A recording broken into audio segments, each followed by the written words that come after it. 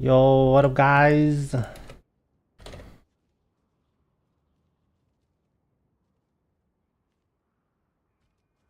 New season, new character. I need the aid of someone with your kind of expertise. Strange new demons have found their way into Sanctuary. Strange new demons I've found indeed. an old crypt nearby.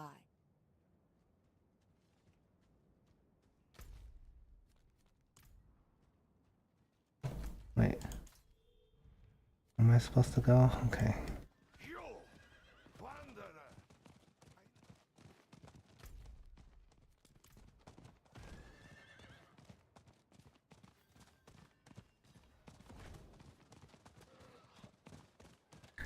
Just gonna do the seasonal quest line straight up.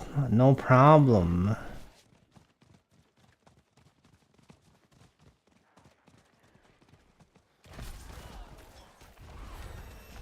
What is this?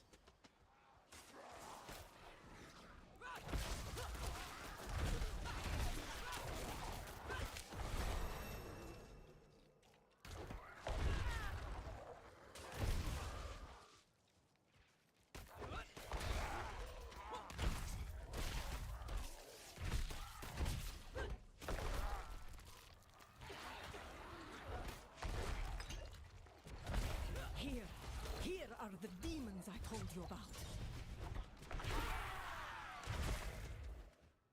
Okay. See what you might find.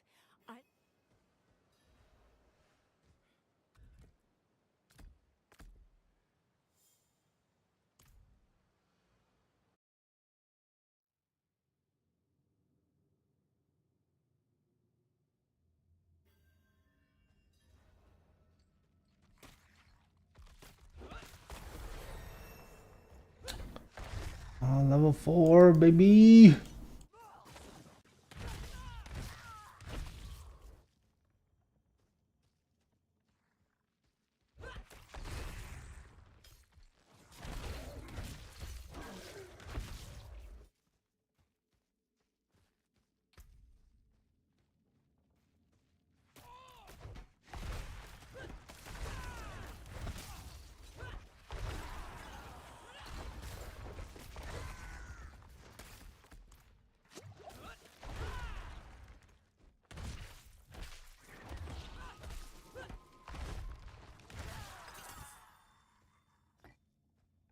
Mm-hmm.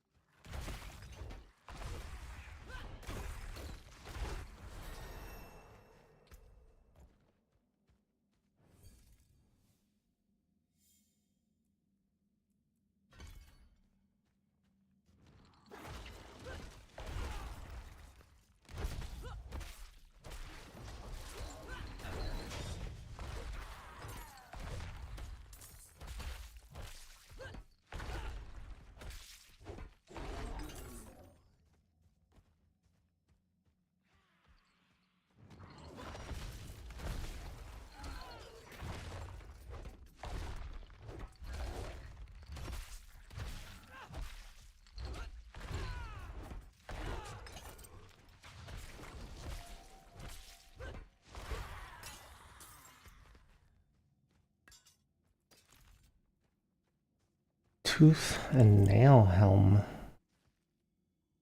I don't think I've ever seen that before. I will do that.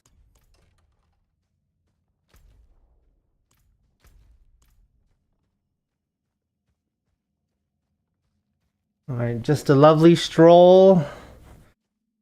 No problem. I'm just a mere level 5. Damned demons! Is there no end to their fate?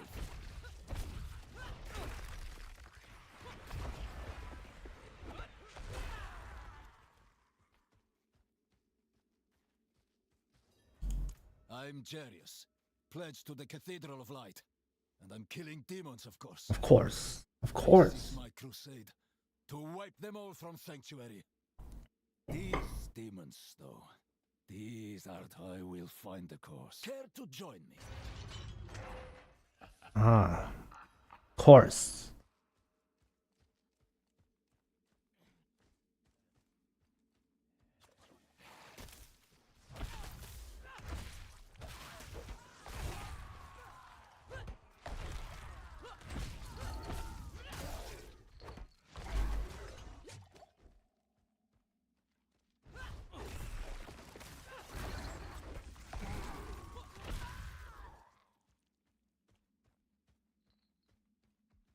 Oh no. Very nice.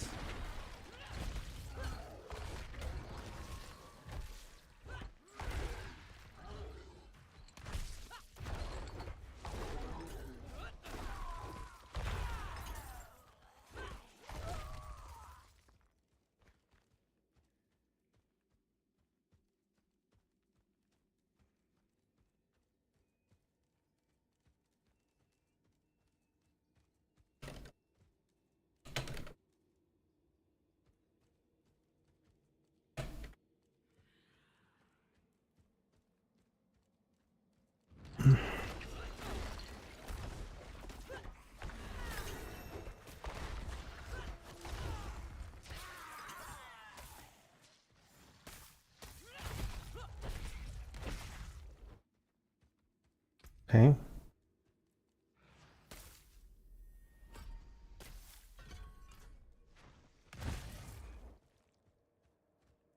Over here. I think this is it. In the name of Holy Inarius, what abomination is this? Embrace your new master. Embrace your new master. How can you resist me? How can... The blood... The blood of... If I cannot possess you at least...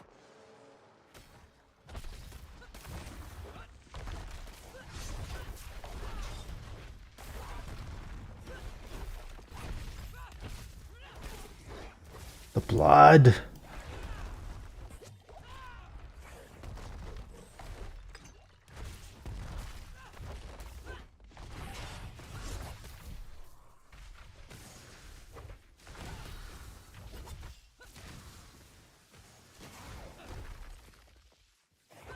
You know, I don't remember fighting this guy at all in the campaign.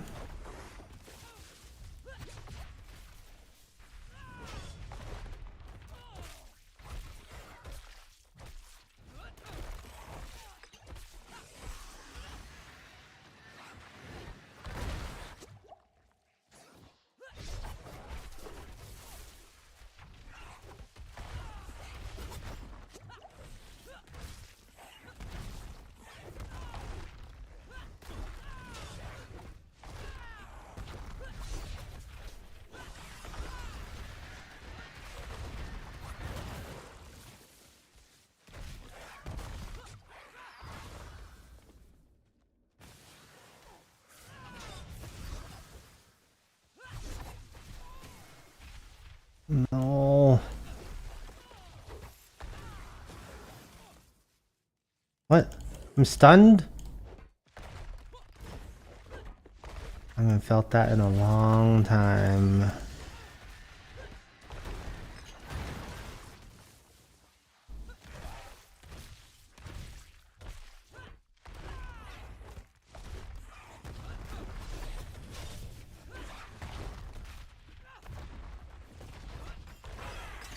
What did he do to you? Was that true? What he said about Lilith's blood infecting you?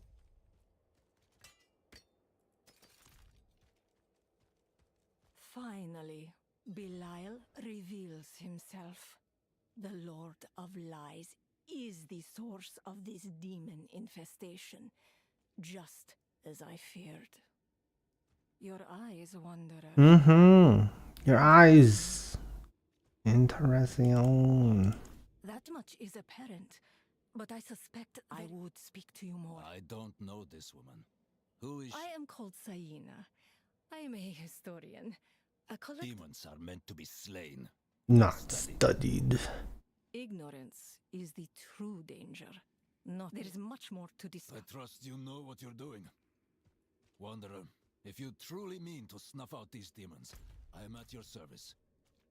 Find me in Menestad.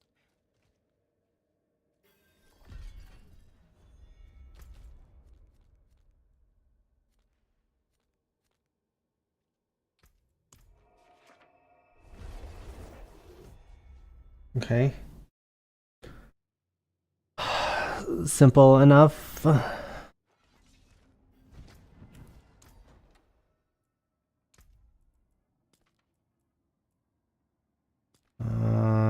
It's this one.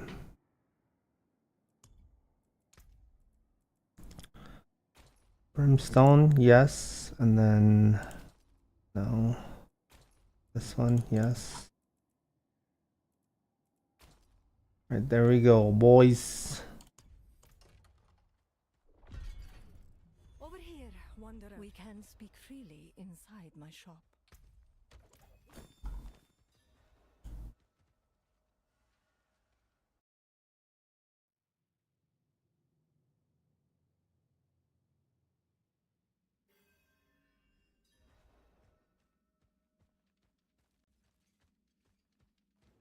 I have, and the news is disturbing.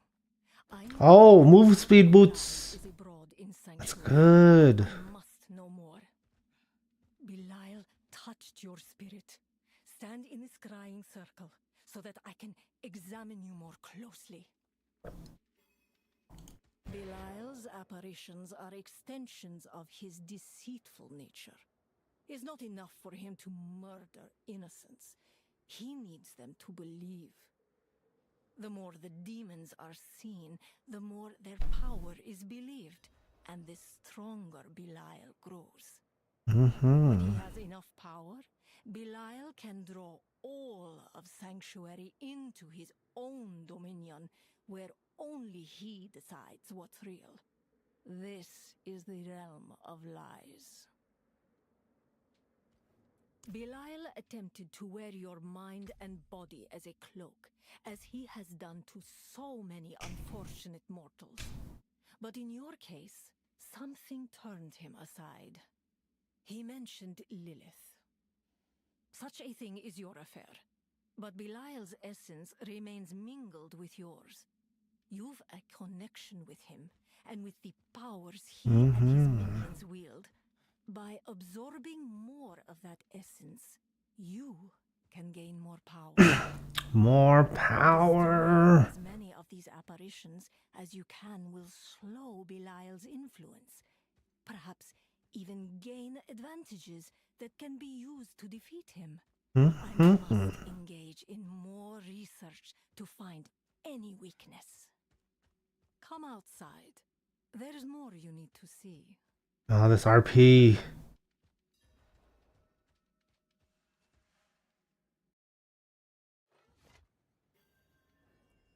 I'm recording all I can gather about these apparitions. Bring me anything you find out about them. Go. Return.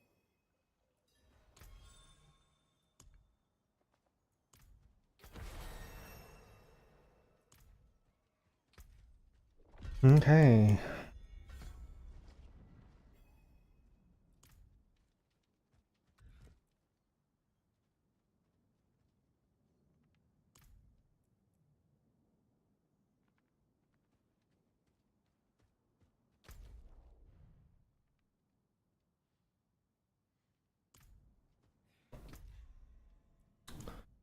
Alright, so what do I need? I haven't unlocked anything. Earth Striker.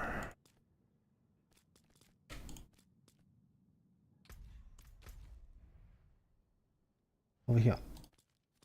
Okay.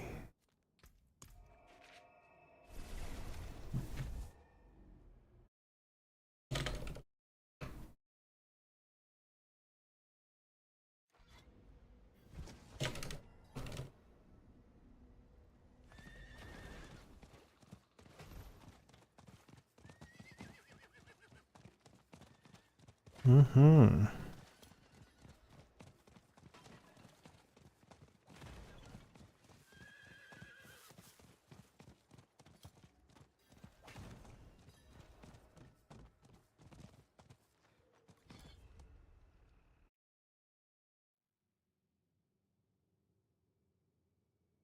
So I think, so on my plan anyway, I have to unlock 5. There's 5 legendary powers that are really good for my upheaval leveling build. But if I can get a Hellhammer, that'd be sweet. Jeez.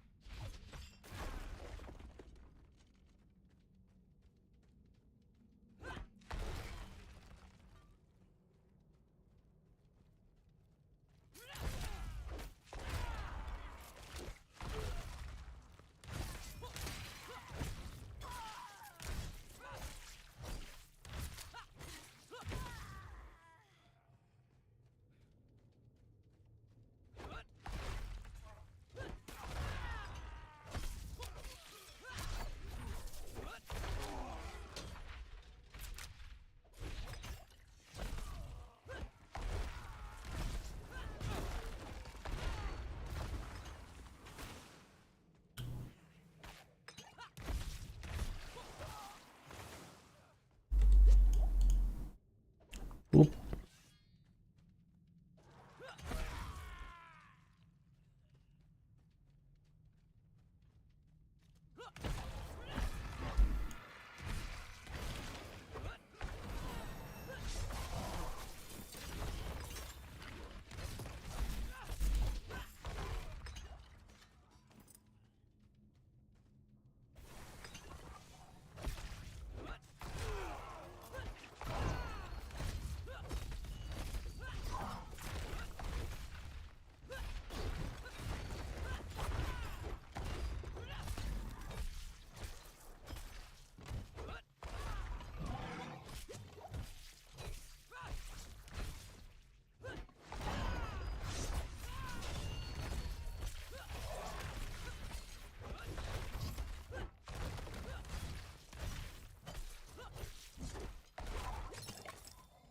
I never thought I'd be throwing my lot in with this rabble, but here I am.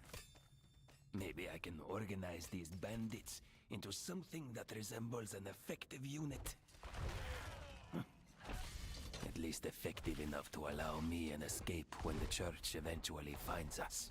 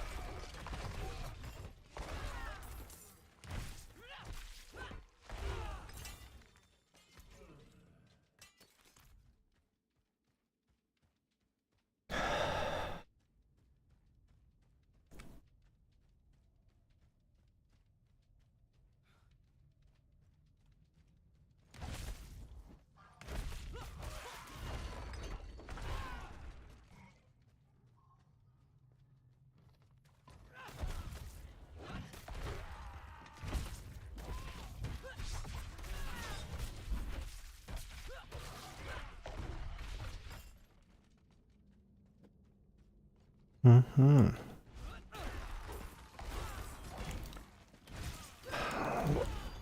I don't know if it's just me, but the leveling experience right now, it seems a little bit slower. It's either that or I'm just doing it the actual slow way. I actually can't tell.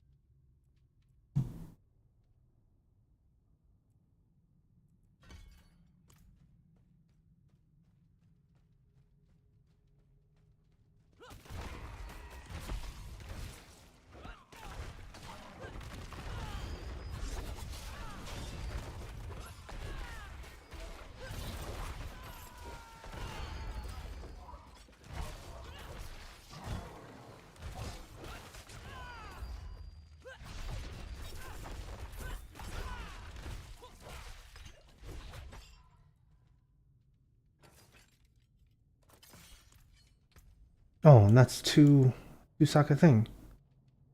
Ah, yeah, boy. You better have the ransom we were promised. Nope. You know, even though I'm trying to get this legendary or this aspect, I won't be able to use it because I don't have any rare gear.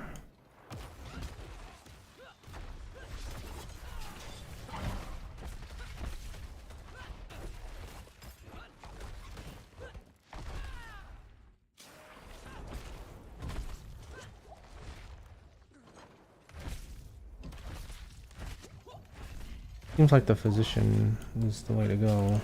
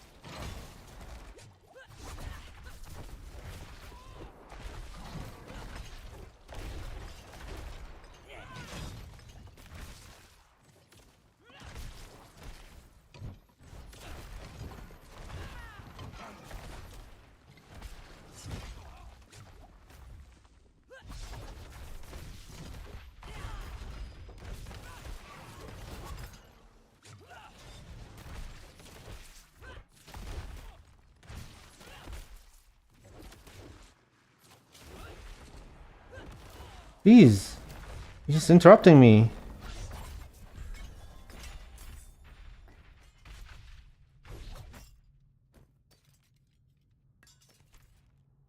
All right, that's dungeon 1 complete. Okay, the second one is Relentless Arms Master.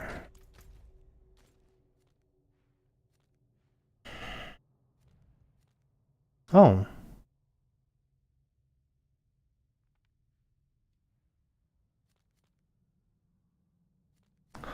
And I get grim favors out of this.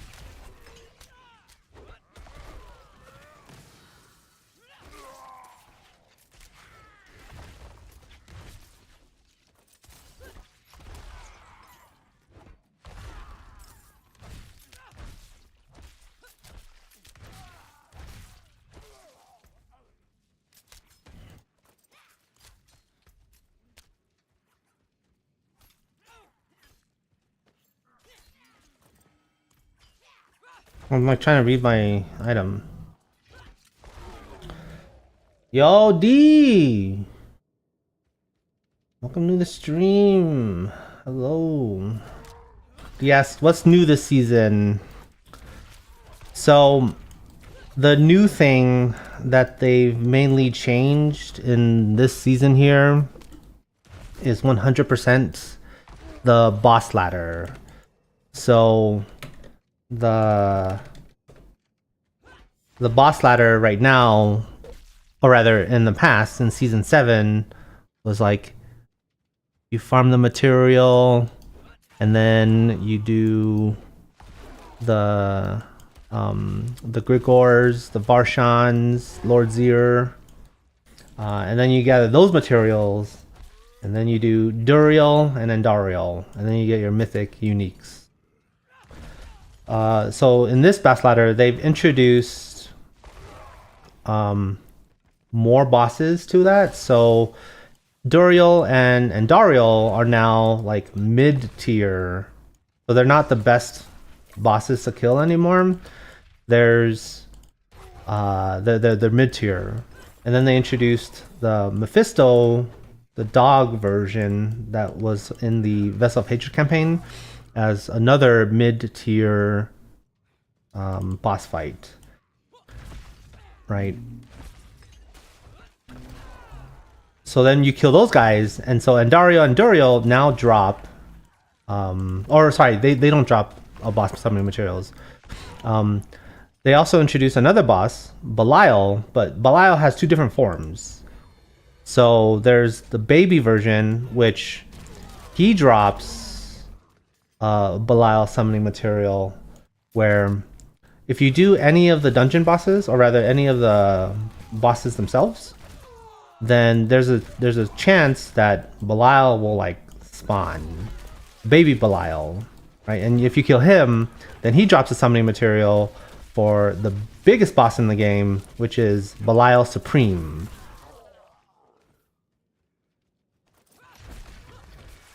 Yeah, and then on top of all that, there is one more boss, not on top of it, but there is one more boss that they've added, which is Uravar, which you've seen him in the campaign.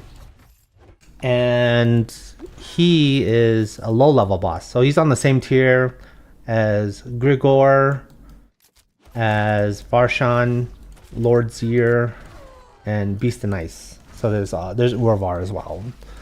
So they introduced a total of 3, but kind of 4 new bosses in the game. And there's a few more items. There's no new mythic uniques, at least not that I'm aware of. And some more builds in the game with more unique items. Yeah. And then the seasonal content, which I guess I'm sort of doing right now, but like not really,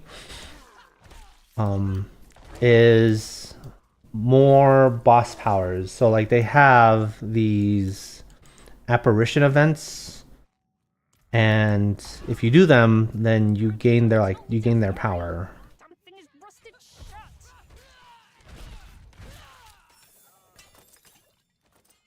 shut. And so they also changed the way, the bosses drop loot, I guess you could say, where that's unfortunate, no move speed. I think I'll keep the move speed.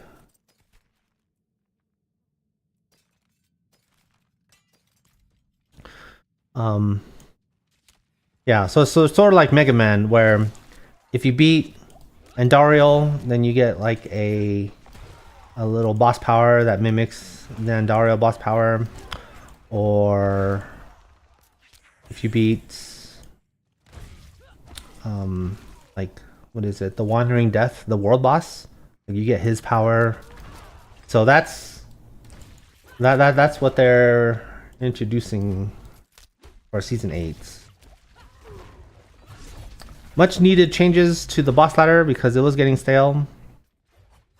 And they also changed the loot table as well. So you can still target farm, but it's a bit more random. So like half of the loot is what you'd get from like the loot table, and then the other half is like random from all the other bosses. Yeah, do you think it's balanced properly? I'm a long time D2R guy, played it on release, but haven't revisited. D4 since the initial launch. Oh, I see. So if you haven't played since the initial launch, I will say that they have made a lot of changes to the game, which were the majority of them were like improvements. So I would say definitely give it a shot, right? The loot is much better than it was on release. If you're talking about balance,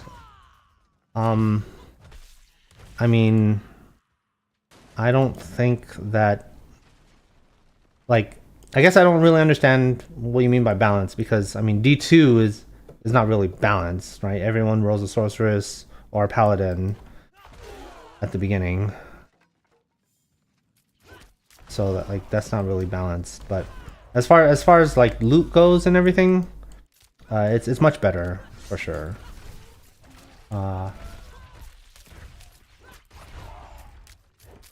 Yeah. But if you're trying to compare, like, okay, is this more like Diablo 2 versus Diablo 3? I would say that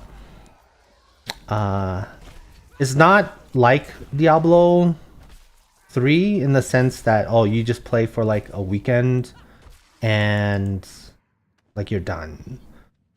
But it's not like Diablo 2 where it takes like 2 weeks of trading to get your budget gear. It's somewhere in between. Yeah, I mean the loot tables, that's good. Yeah, so yeah, if you're looking for like a 3-month kind of journey when it comes to playing the game, I don't think it's at that point yet. But yeah, because like there's not really that long, super long item chase. I mean, there are activities to do, and if you haven't played since the initial release, I think you'll really enjoy it. But it's not like Diablo 2 where like every season you want to go back. You know what I mean? So, like, the best, if you only played Diablo 2, the best way I can describe it is like, so in Diablo 2, right, you have your class, right, and like, or you make your build, and then you gather your items for your build. Now, for every single build, and this is why Diablo 2 is really good when it comes to item journey, that Diablo unfortunately doesn't have, but I'm trying to kind of make this relatable. But yeah, so in Diablo 2, you choose your class, you have your build, right, and then you work on like, so you level up, right? You do your Trist runs, your Tome runs, and then you do your Bell runs, and then you reach your maximum level. Right? Once you reach your maximum level, then you just start farming. And when you farm in Diablo 2, when you start out, you have like your budget version. So, you know, you farm the spirit. Like, I'm not even choosing a class, but I know you get spirit, your spirit shield, right? Maybe you get some runes to get your spirit sword. You farm the gems to get your magic find gear going, and then you eventually find like a shako and all of those things, right?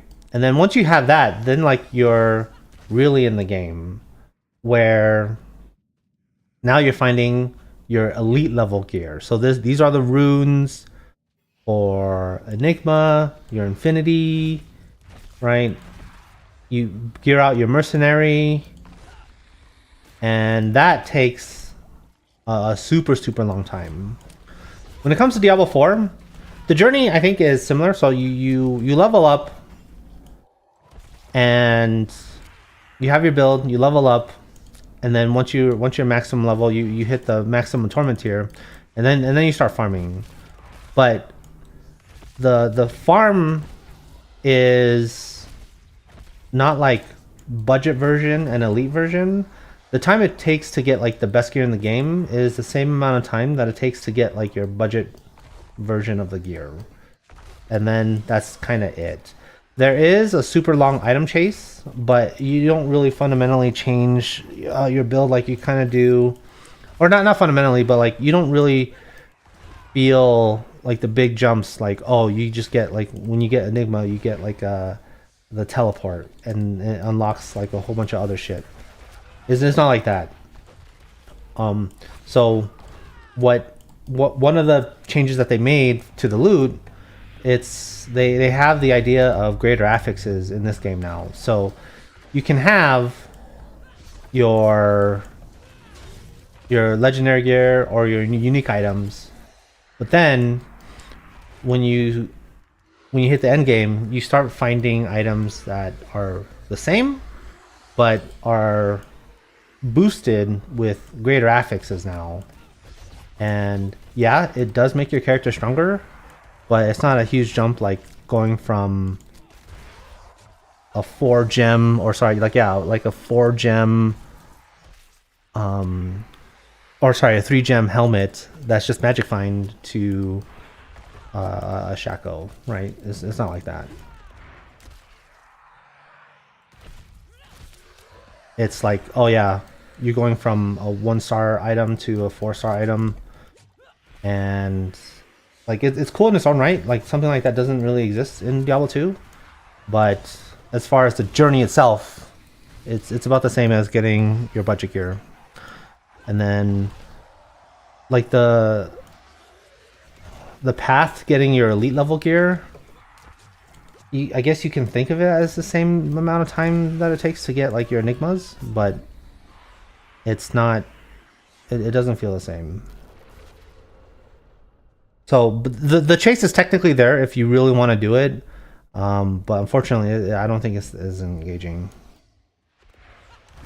And yeah, I can't believe I just died.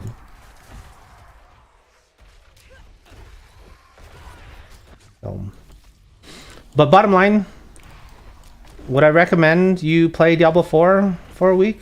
I would say yeah, a week can't hurt, especially if you have nothing else going on.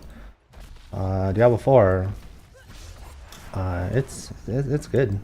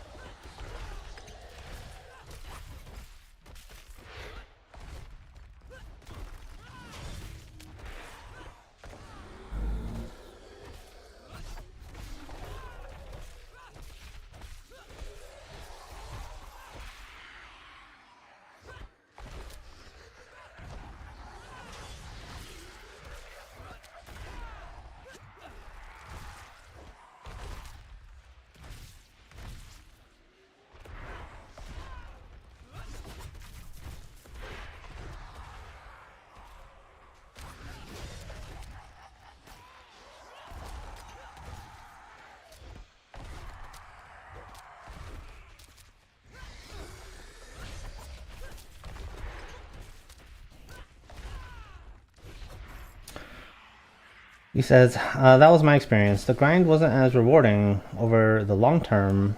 I'll give it a try this weekend. I'm sure I'm in for a massive update. Oh yeah, 100%. The experience on release is not the same experience as it is now. I mean, sort of like Diablo 3 has had sort of a similar glow up where the game was fun for season after season, but it took a little bit of time to get there. Diablo 4 is still in its journey, but I'll say Diablo 4 is more fun than Diablo 3 at this point. But the items, they still have a lot to work on, and I think they sort of acknowledged like their vision a little bit, which made me a little happy, because they're like, oh yeah, because right now the game is all like, oh yeah, you just target farm and then like you're done, and part of the game is like finding items that you can't target farm, and it's a chase and all of that stuff. So yeah, they're still on their journey, let's say, there. Okay, let's see here.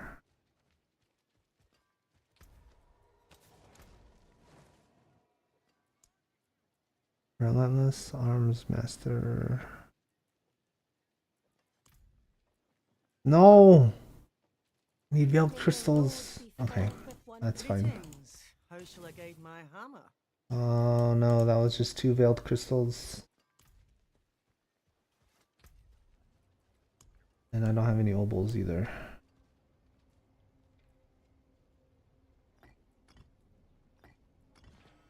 Okay, that's no problem.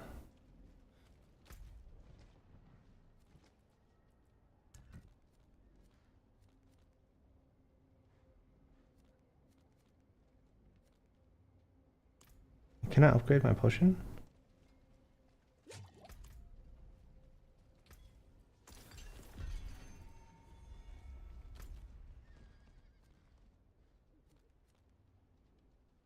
Yeah, one thing I'll say as far as the Diablo 4 journey on release, right? Like the item journey, it wasn't there because it took a lot of effort to parse through your items, right? And like even just the time it takes to get like your budget gear and the D4 equivalent of that, it didn't even really feel the same because yeah, like you're just sorting through a whole bunch of rares and it's really hard to parse through the items. So I don't even know what I'm doing. Hold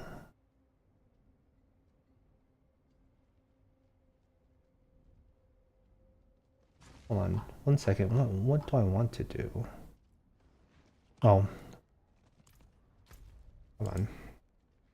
I need to check out my boss powers.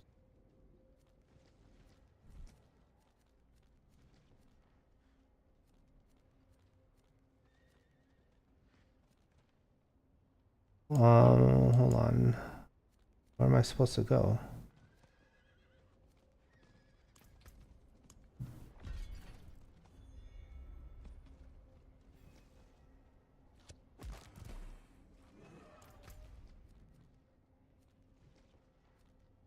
Okay, is there a close incursion anywhere?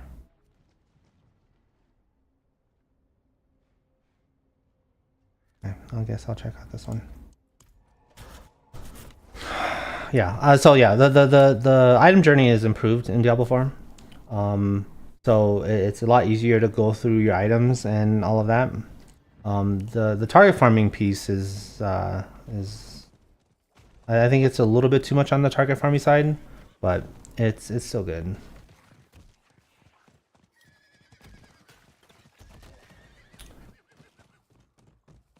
D says, I had such a hard time understanding what was good/bad. I usually locked onto a skill and spammed it. And I shape it as I wish. Oh, yeah, and that was kind of like the meme that that Blizzard started in their live streams was damage on Tuesdays, right? Where like it was just so conditional that it was like it was just hard to parse through. So a lot of the items now they're a lot easier to read. So right here, right, you can just see, oh, +6 strength, easy. What's my ring do? Strength and plus 4.5% damage, and all the items are like this. So it's much easier to read through.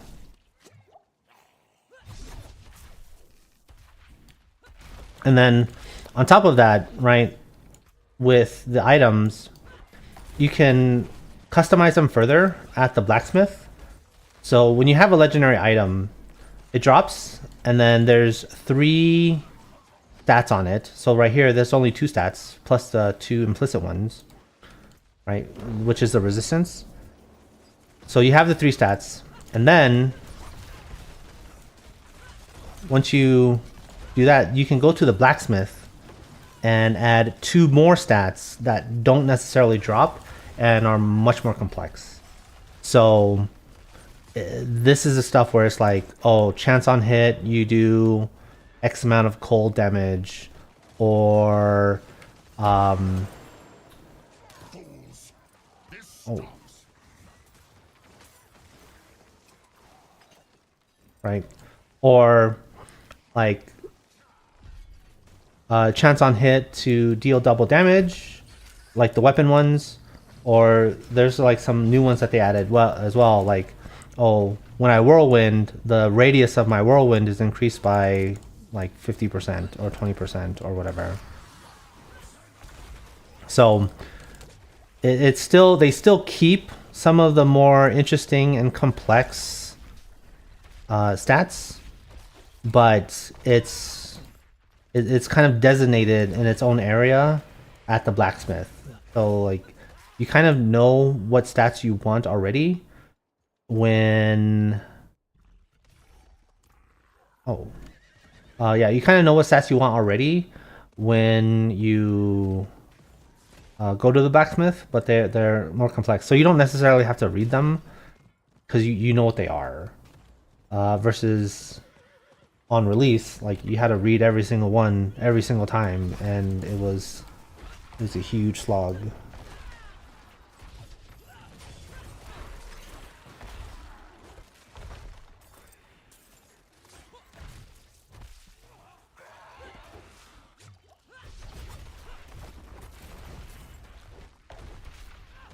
Yeah, and the uniques that they changed are much more interesting now. So like they break basically all of the rules of an item.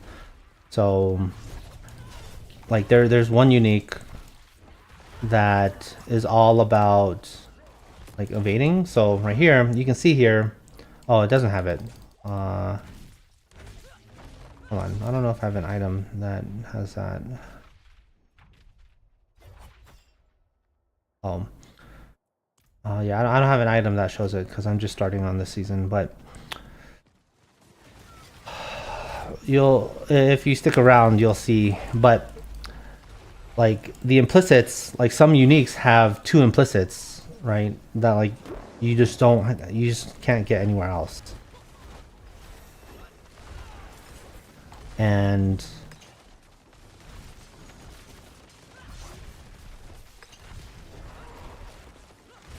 like those 2 implicits together just let you spam all like ultimates or whatever.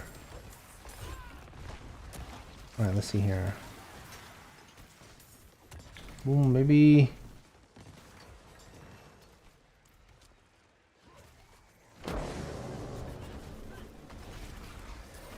Prepare for a showdown. Insolence is at an end.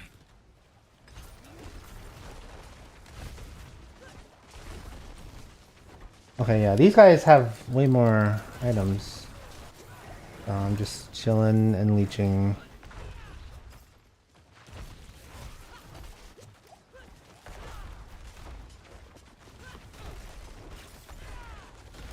Yeah, like if I get a unique item, that'll be so good, because then I can just switch my build to that and go easy mode all the way to maximum level.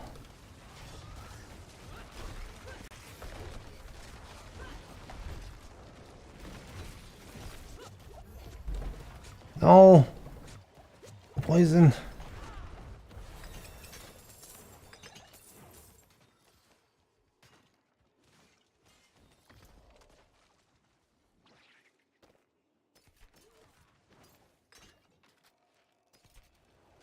Ah, see right here. This affix can be applied to weapons, so I can increase my double swing size, whirlwind size, or berserking duration. Seems pretty good to me. Alright.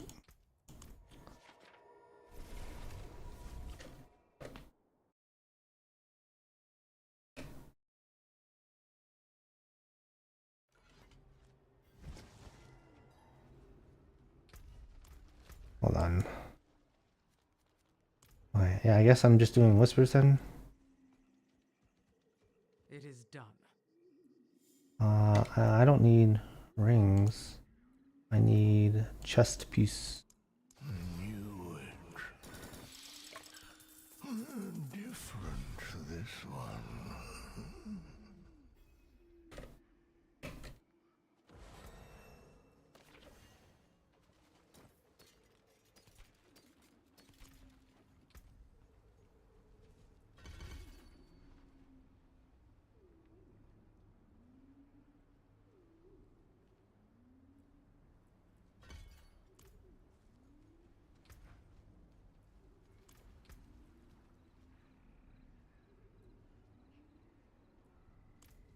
How can I help? There's that. Okay, let's see here.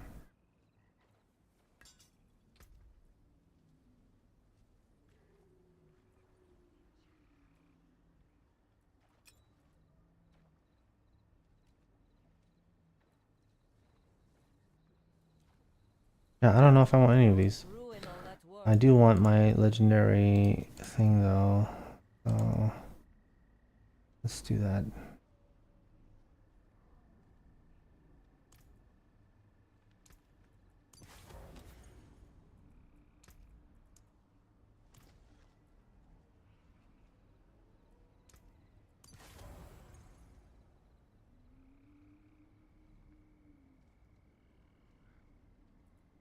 Oh, I guess I don't have Arms Master.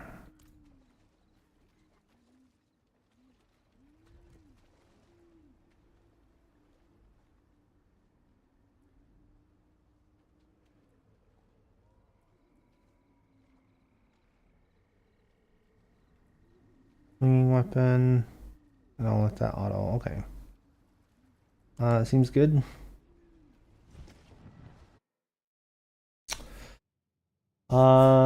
Yes. So are there more cross-class drops? I remember seeing more for just my class most of the time.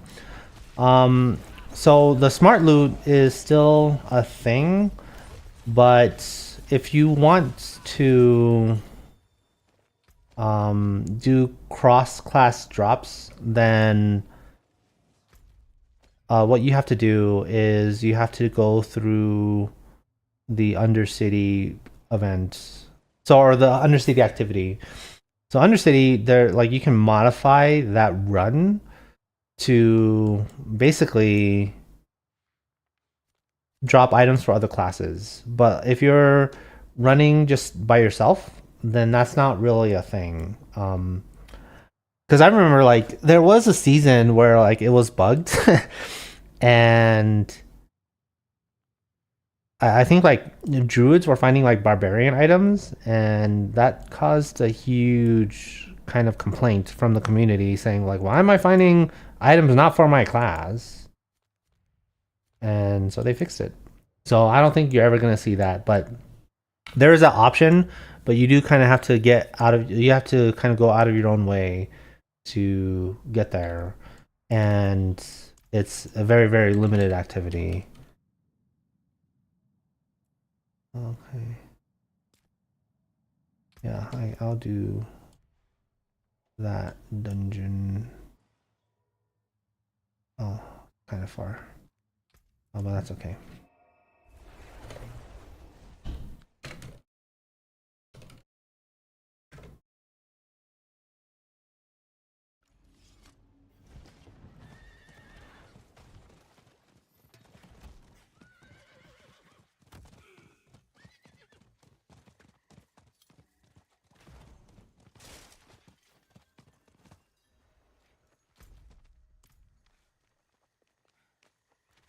Yeah. Oh, they also did change trades so that it's basically unrestricted now, but the mythic items are still restricted. So it's basically like 7 items that are restricted, and they're the purple ones, but pretty much everything else is tradable. So there is an economy but it's not like anything that you would see in Diablo 2, but it's there. And I think like most people trade gold for it. Like there are, I guess you could say, class drops, or sorry, not class drops, boss material drops that are currency, but most of it's just gold.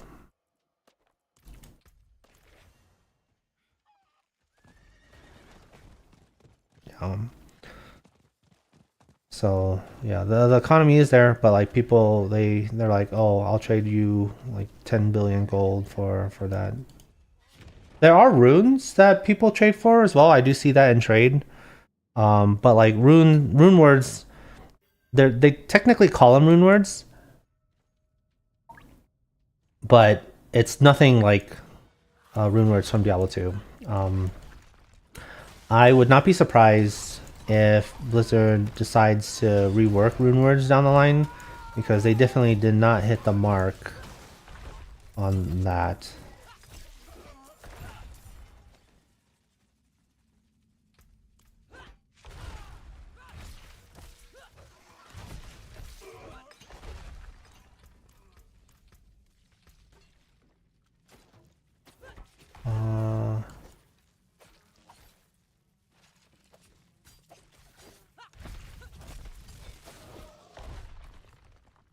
What expertise do I want?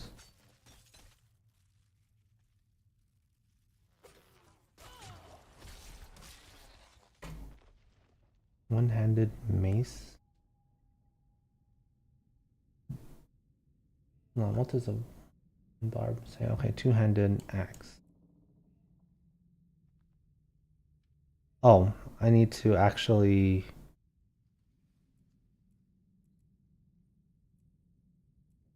level it to 1. Okay, I guess I'll just use sword then.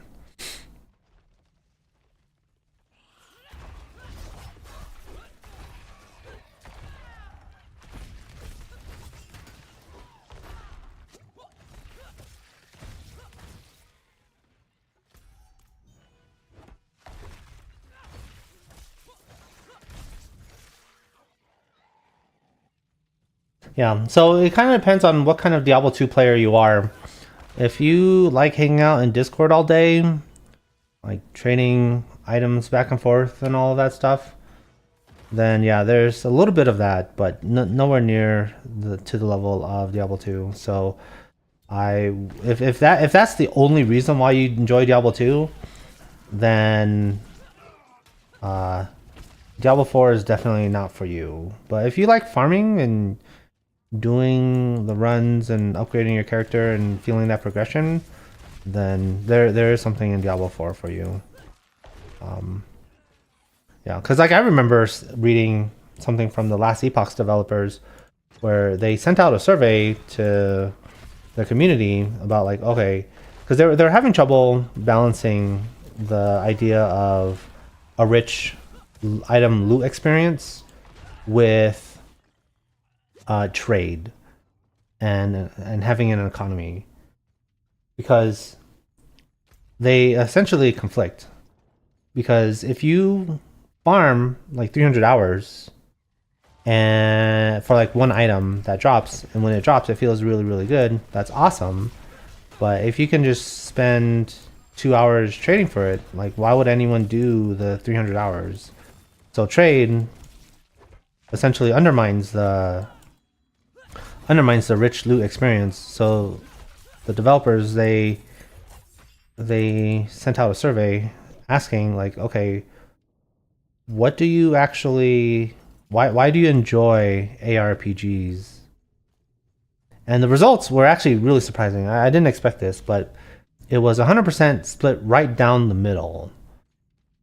Half of the people wanted a rich loot experience and would sacrifice trade to do it, and the other half is all about like the economy and the whole like farming and loot drops and all of that stuff were secondary. And like these are the people that I would assume run bots in the game, right? And yeah, straight down the middle. I did not expect that. So I kind of I'm like, okay, there's two kinds of ARPG players now. Are you a trader who likes looking at the spreadsheets and the forums all day for those trades to build up your wealth? Or do you actually play the game? And right now, Diablo is more for the people that play the game rather than people that trade in the game. Yeah. And to be fair, or I guess to put out that disclaimer, right? I am obviously a player that is all about playing the game over trading in the game. 100%. Like, why would you? Like, I don't fully understand that. Why would you want to just trade and look at spreadsheets all day? Ugh, sounds horrible.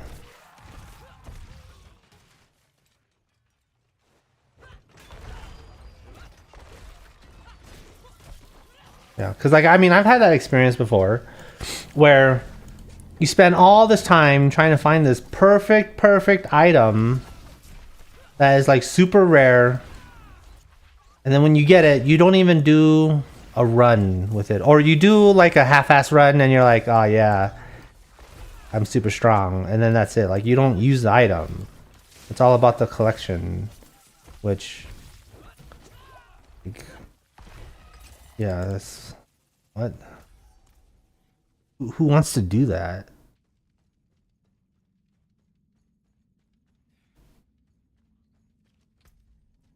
But there are people that do, I guess.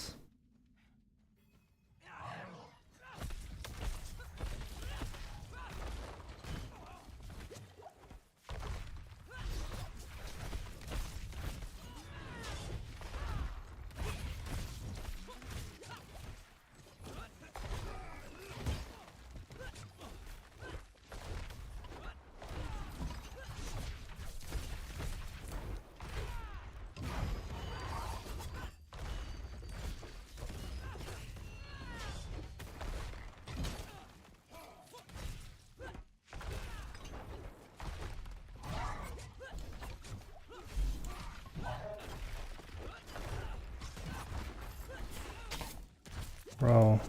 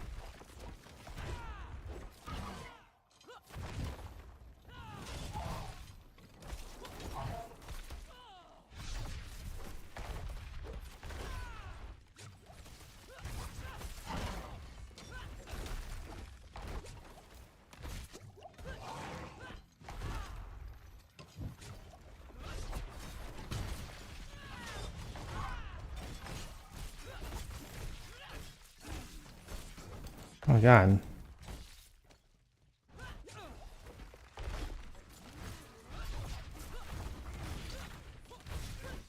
Jeez, how did this guy build up so much shield?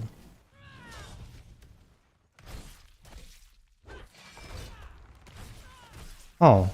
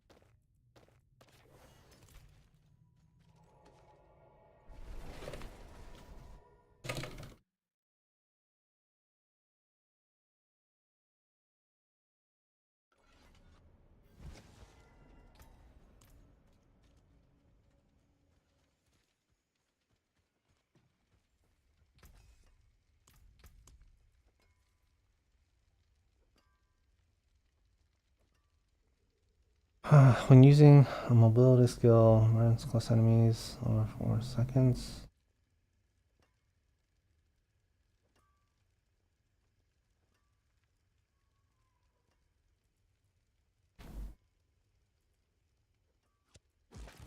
Okay, well,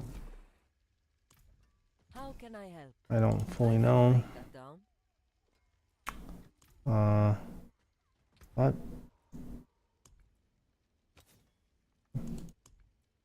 Imprints. A good business and fortune to you. What?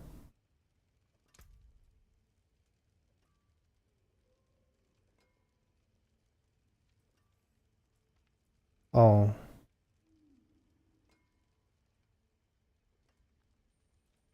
Okay. Wow. Alright, that's fine.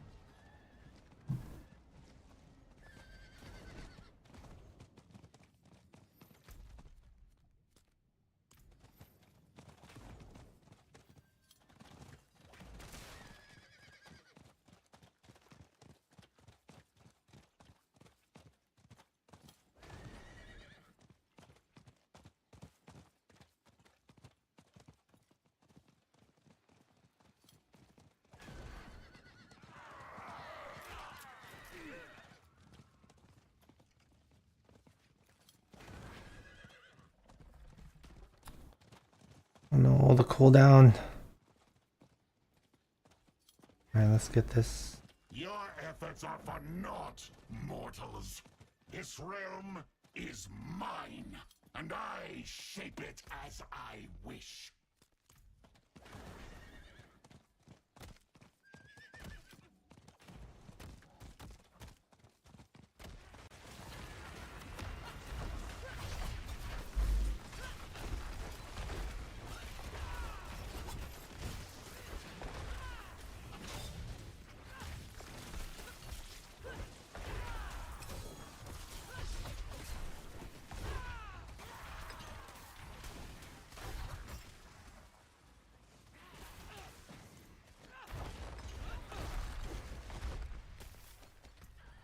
Hmm.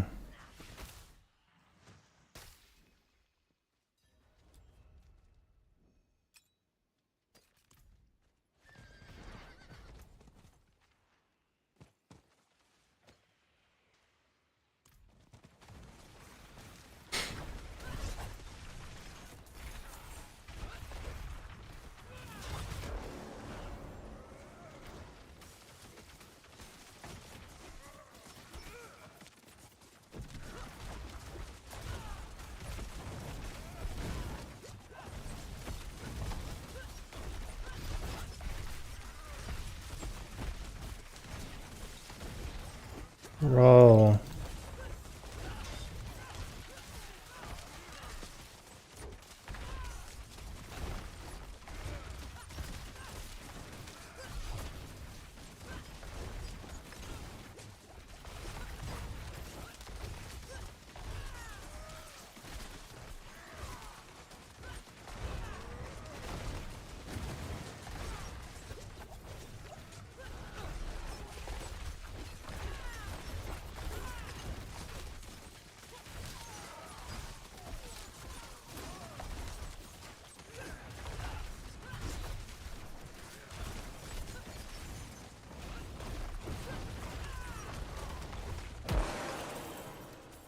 Fools!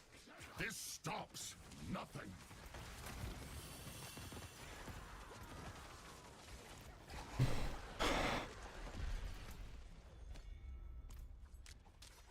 Okay.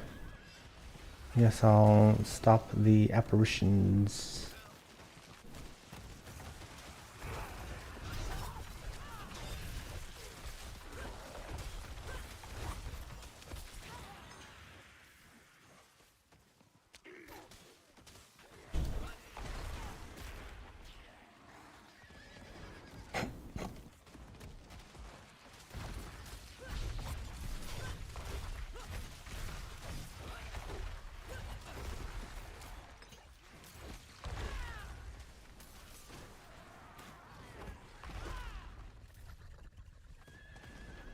Damn, these guys, they're just clearing the screen.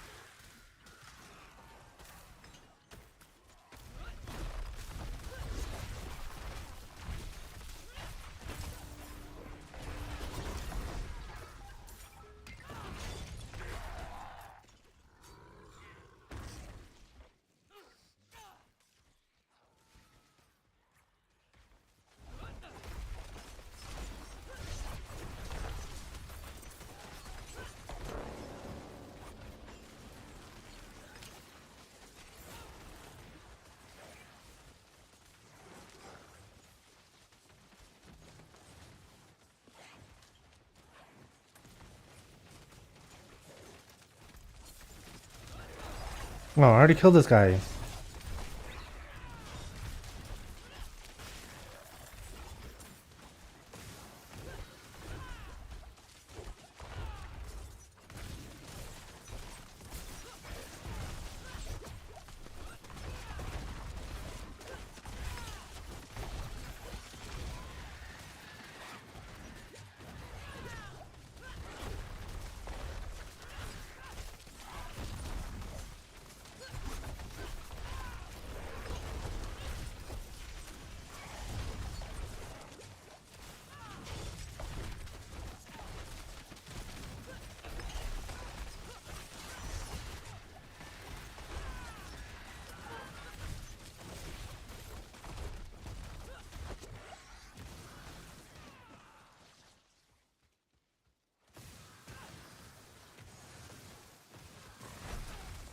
Oh no, no, no, no, no, no, no, no.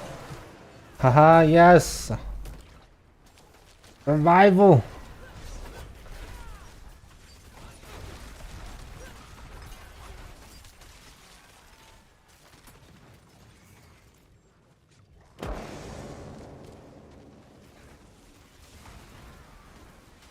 Your insolence is at an end.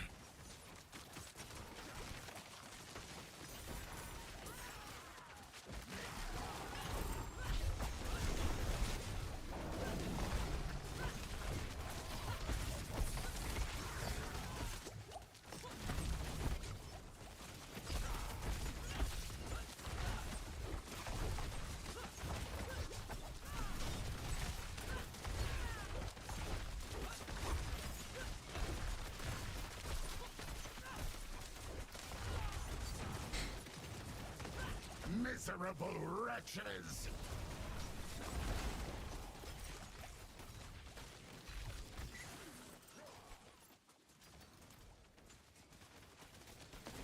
Miserable.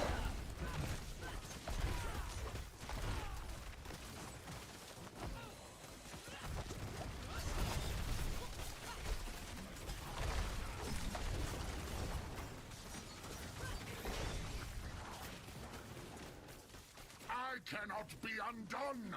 This world is mine!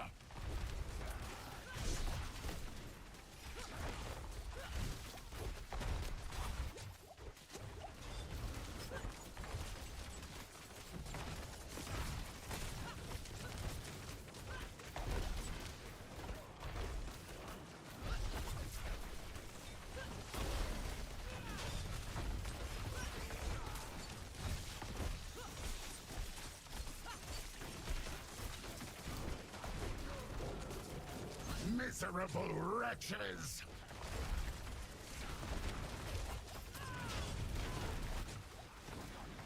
Oh no. I'm out of potions.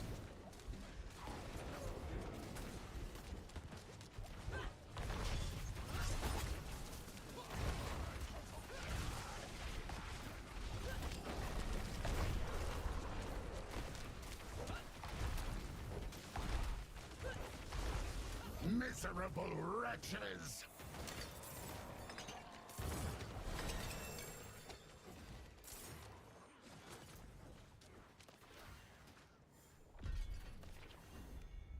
Damn.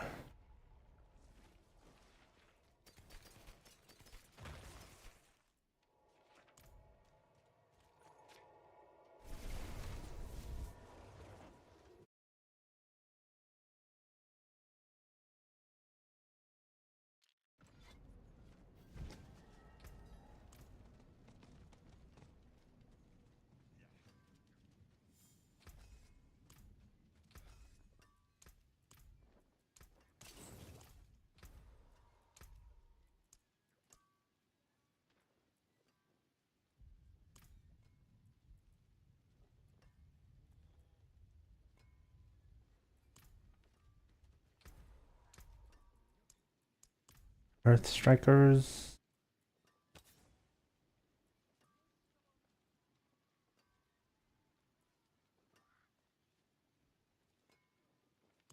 Okay, I don't think I need that yet.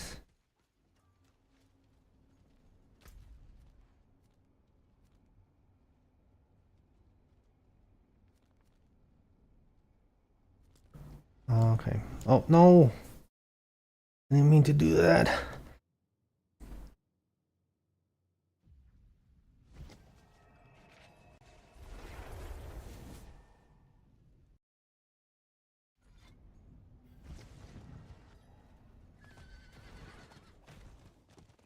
Let's just get this waypoint really quick.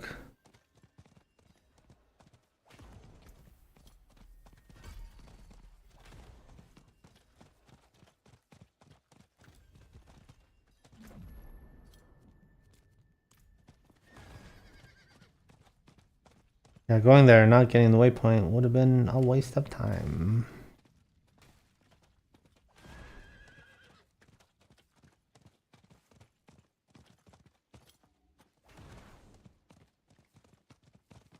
What?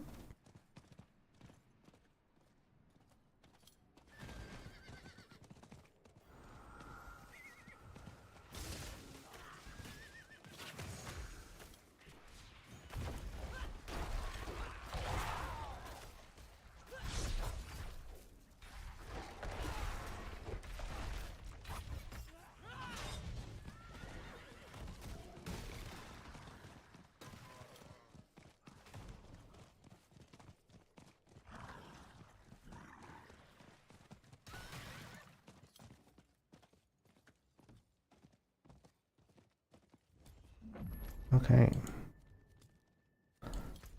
Now let's go over here. Do this apparition. And get my Whisper Cache, baby.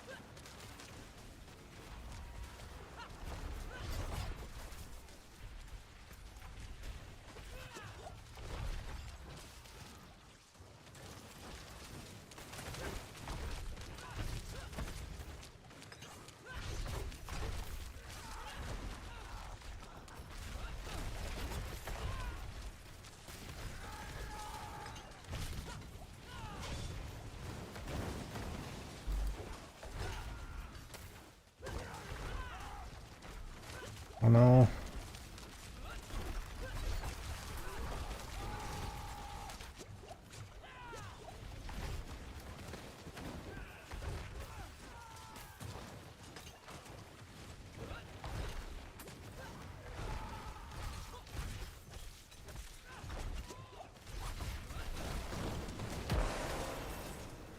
Fools! This stops!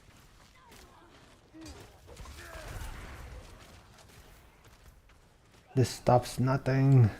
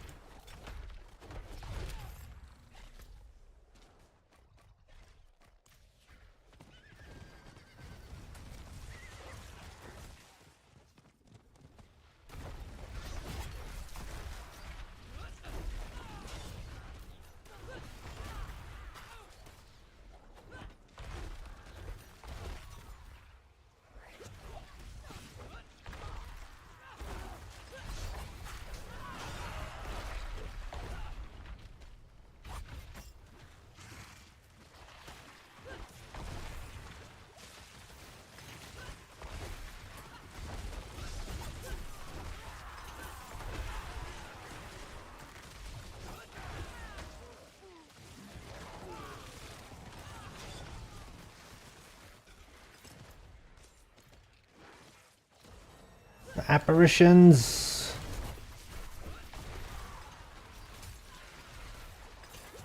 Oh.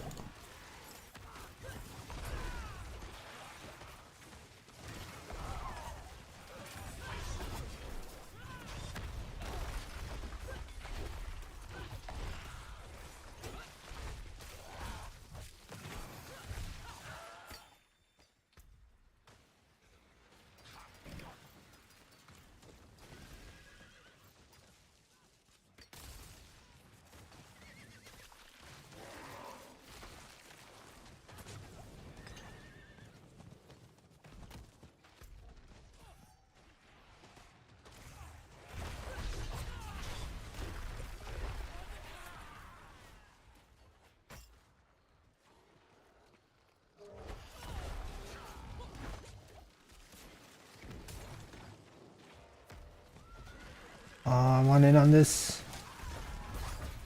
I want to leech.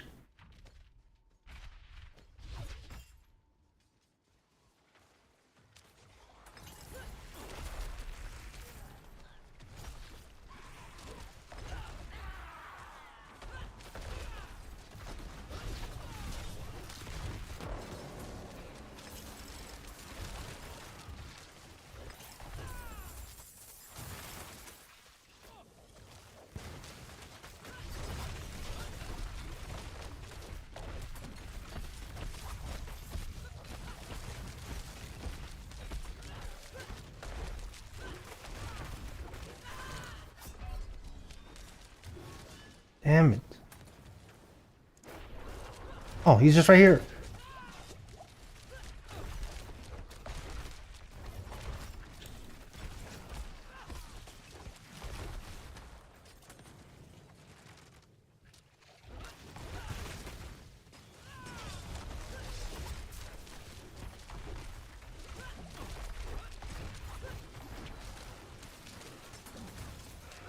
No, that guy has basically...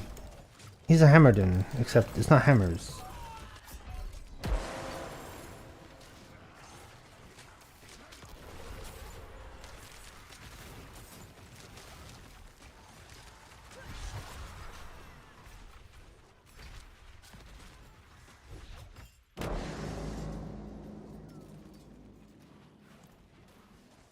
Your insolence is at an end. Oh, the insolence.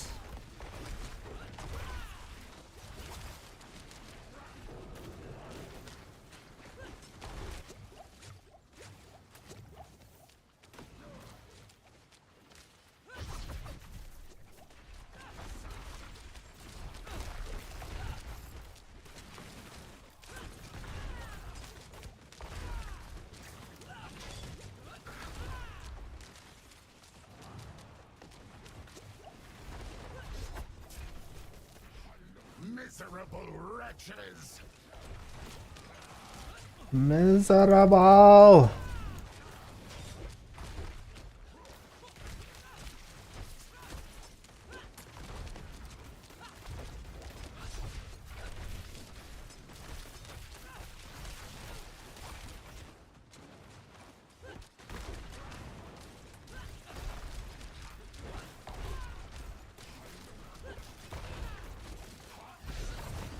Oh no. You will learn not to intrude. Oh, I will not.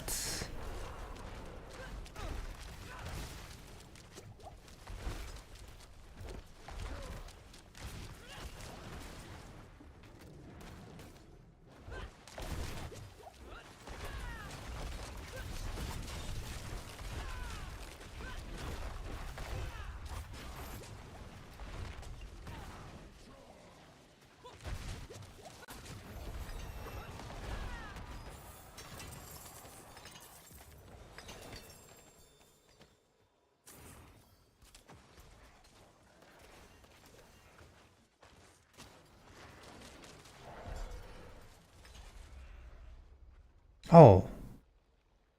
That's 3 stats. Damn.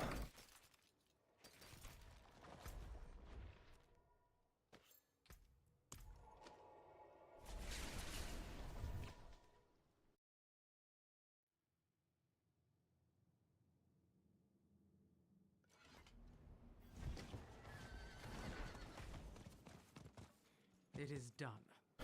Oh, materials. I guess so. Fit for a king.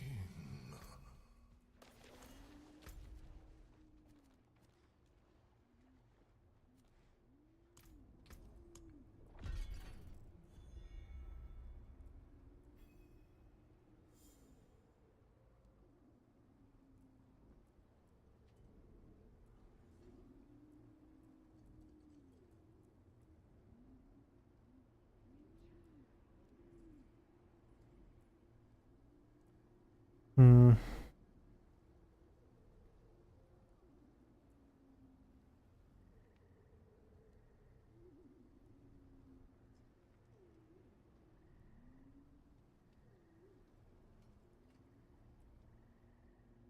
That seems really good compared to like whatever the hell I'm using now.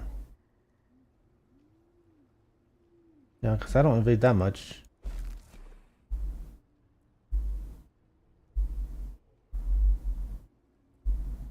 Hey.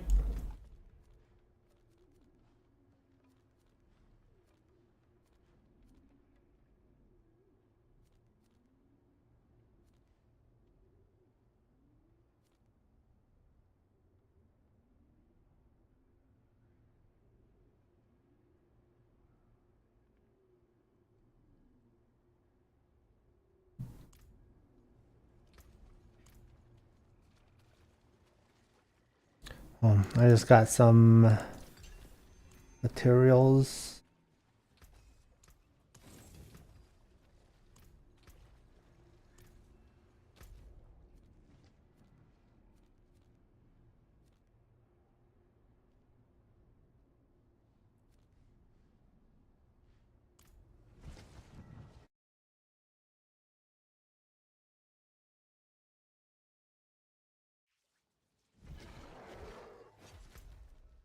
Oh, this is done.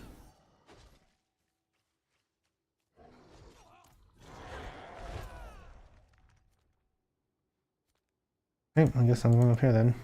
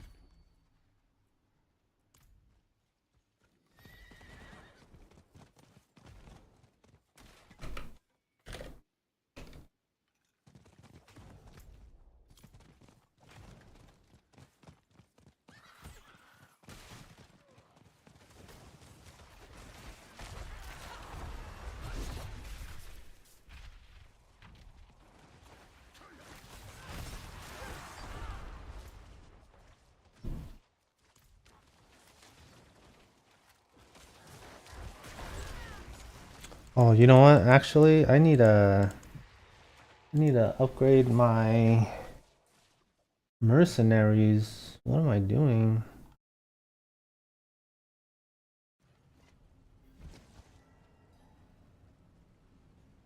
You fight well, Rahir. I fought even better with two arms. My shield is yours. We need others to stand with us.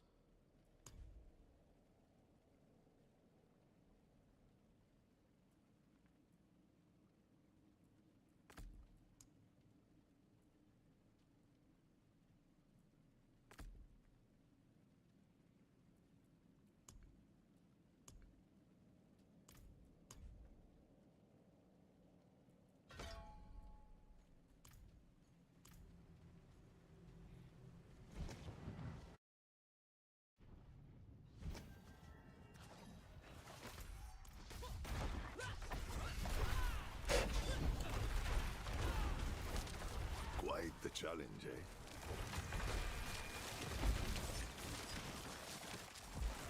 Your efforts are for naught, mortals. This realm is mine, and I shape it as I wish.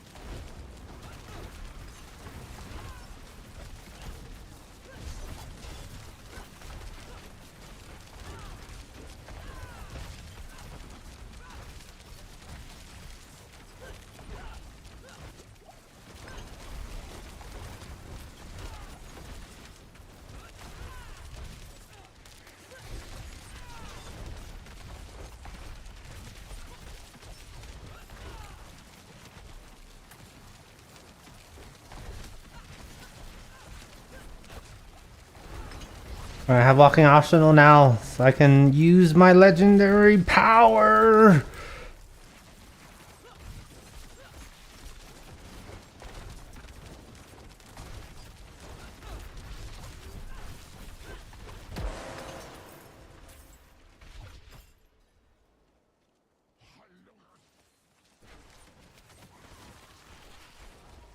All right, let's get it.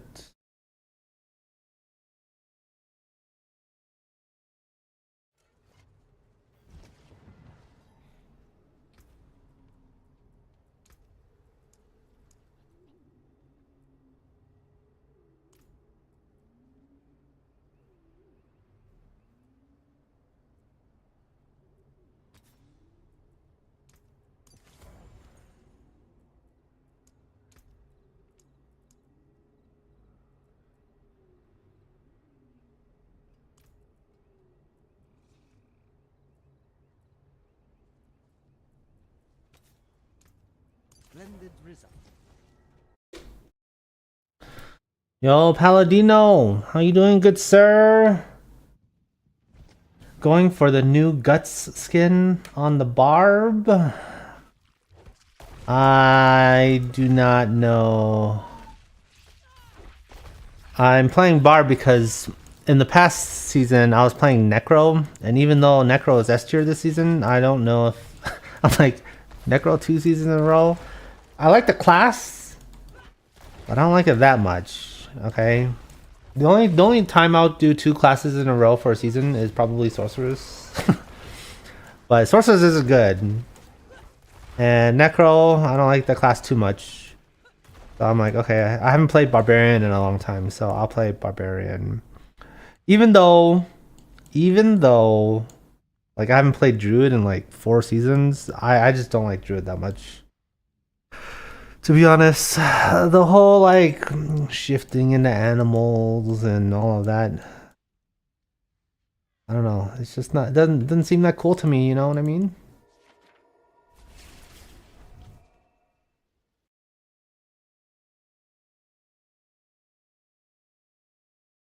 I'm still waiting for Paladin. Oh, you know, you don't have to wait that long, okay? Cause Paladin is definitely coming the next expansion. Alright. There's no doubt about that. Honestly, I might be willing to put some money on that. With as much demand as there is for a Paladin type class or Crusader type class, there's no way that they're gonna not implement it. It feels a big sword and board sort of role that does not exist right now. So yeah, it's gonna be some class that's using a shield. 100%. What is this?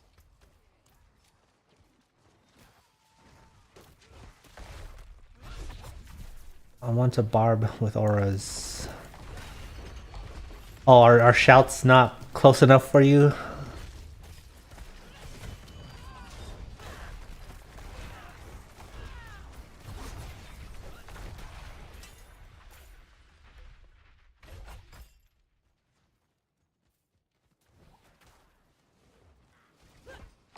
Yeah, I mean, I can see that. Although, wait, did Crusaders have auras in Diablo 3?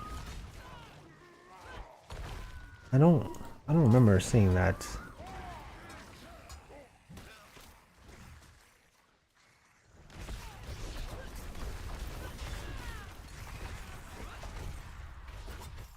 Wait, what does this do again? I mean, 35% increase fury regeneration. Oh, okay.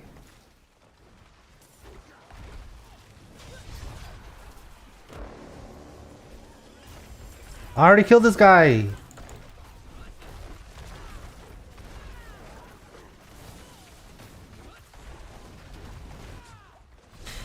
Palamio says they should have made mixed class better. Like make rogue from D4 to spec into something similar to become D2 Javazon. Perhaps a prize inside. Well, they sort of did that with the Spiritborn, right? Like you kind of got the monk. Like it felt very much like a monk. It was just a monk of the jungle. Yeah. Nope, they were full melee with holy damage like D3. Or in D3, not like D2. I would like a mix of both for D4. Yeah, maybe. Cause like, what is it? Didn't Diablo 2 like have a whole tree just of auras and like? I think they went overboard with the auras in Diablo 2. Okay, because I think there were like 15 of them that you could choose from, or something ridiculous. Because there was like what, mites, and then thorns, and then concentration, and fanaticism, all the resist ones, and then they had a mixed resist one, right? Like, bro. Right? You cannot disagree with me that they went overboard on the auras in D2, okay? If they did auras in Diablo 4, I like there should be only like 3 to choose from, okay? And like that's it. Like, because I think like what paladins in World of Warcraft, like you only choose between like 4. And yeah, like they should just reduce the number of auras and just make more skills. Elena says, yeah, D2 had too many auras, or had many auras that were at the end. Or, yeah, D2 had many auras. At the end, 3 were viable. Yeah. Like, oh yeah, that was crazy. But you know, back then, it was a crazy time.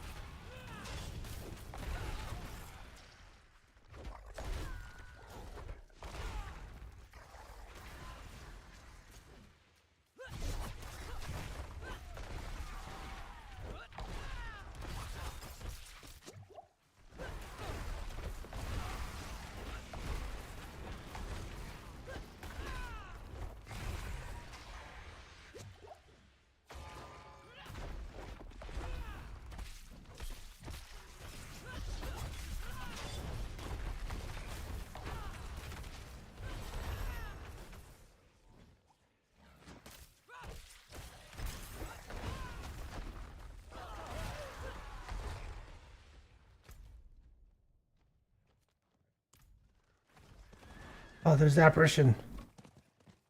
Yeah, but there's you're gonna get a paladin type class in the next expansion. Okay, they're gonna announce it relatively soon. I think maybe if there's a Gamescom that's going on, it's probably gonna be there.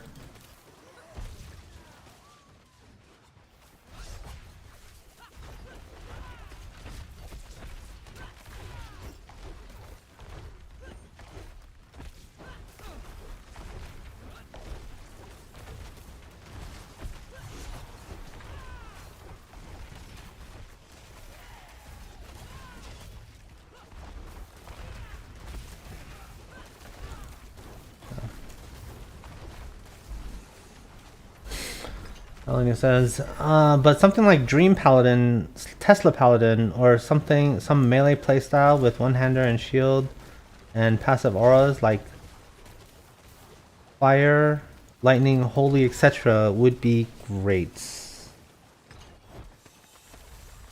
Wait, where's the D3? Where's the mix of D3 in there?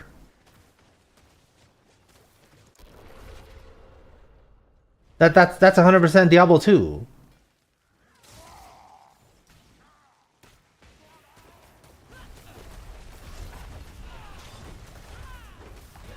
Yeah, honestly, if you were to ask me, which is cooler, a Crusader or a Paladin?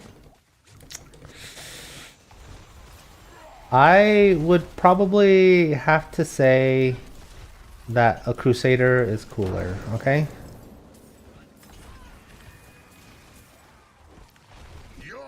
Now, I don't know if that's a hot take, but yeah, the Crusader is cooler, 100%.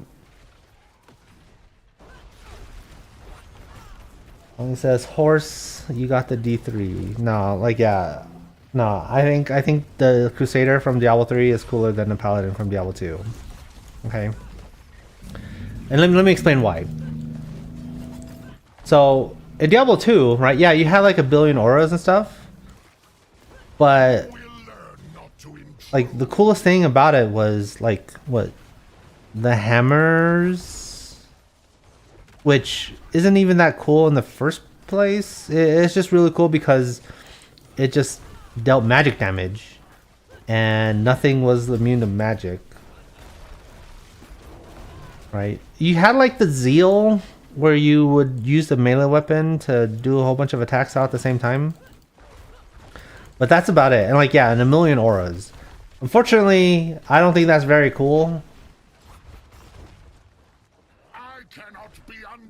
right? But Crusader, yo, okay, Crusader is cool because now, like it or hate it, right?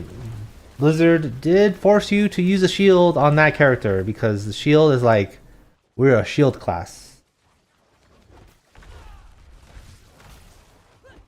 And yeah, paladins can use a two-handed weapon, but that's the coolest thing about Crusader is that Crusader could also use a two-handed weapon in one hand with the shield.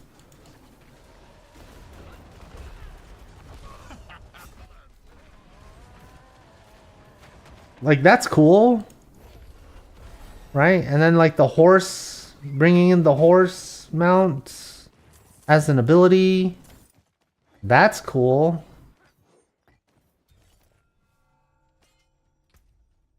Right? And then you had like all these cool abilities like the shotgun. That was pretty amazing. What else? You had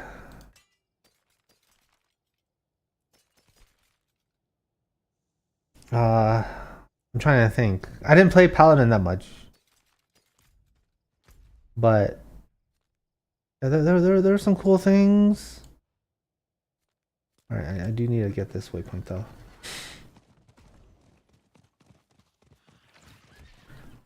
Yeah, there was the mount ability.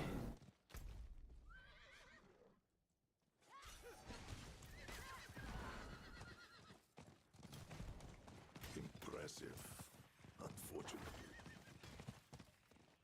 Yeah. Howling says, then you just got mixed 3 paladin specs from WoW into Diablo. You got everything. Well, paladins in World of Warcraft can't dual wield, or sorry, can't use a two-hander on one hand. Alright. So, yeah, they definitely did share a lot of the identity, for sure. I mean, I think the whole dash ability with the horse, or you get on the horse, that was borrowed from World of Warcraft into Diablo 3, for sure. Absolutely.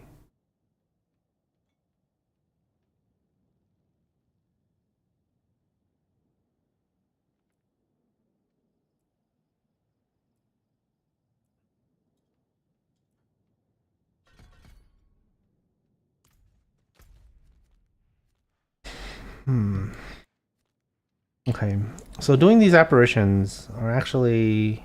Oh, they just disappeared. I don't think that doing the apparitions are good for Grim Favors. They take a long time.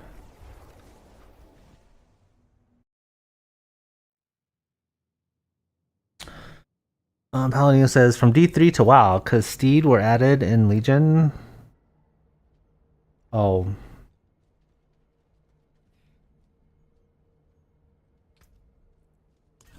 I see. Yeah, I didn't play Paladin in World of Warcraft. I played Shaman, so... But yeah, if they were added in Legion, And that would be correct, because I remember playing Legion. But I didn't play Paladin in Legion. Alright.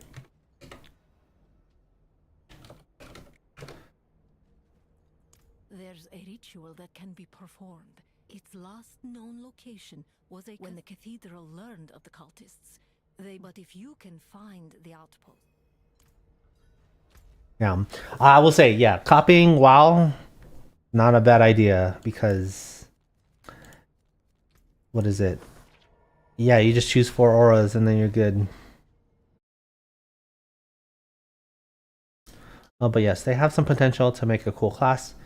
They can take a bit of from everything, something new. Yeah, but I think I would disagree with you in saying that implementing something like a Tesla Din or a Dream Paladin is something that Diablo 4 needs. I don't think they need to do that. They definitely do not need to do that. You see what I did? I spit over the edge, and it froze before it hit. Think you can... Julek? Have you seen my Julek? Yeah, and honestly, I can be pretty confident that you're not gonna see. I saw eyes in the darkness of You're not gonna see something like that, mainly because. The demon chaser I've heard of such a place. And if an artifact like this exists, Yeah. you believe your friend is truly Yeah, and I'll be very surprised if they did, but I don't think they are, because Blizzard right now wants you to make sure that you're pushing buttons in the game. And if you're not pushing buttons, that's a problem. So when it comes to they might have an aura that like does an AoE damage, but it's not gonna carry you like in D2. the entrance is hidden under debris. What? Hidden under the debris? Oh.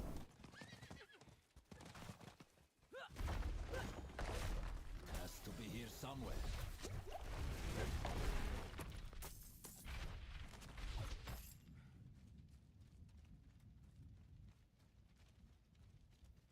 Here, just under this rubbish. It has to be here somewhere. It has to be here somewhere. Bro, I'm just chasing it around.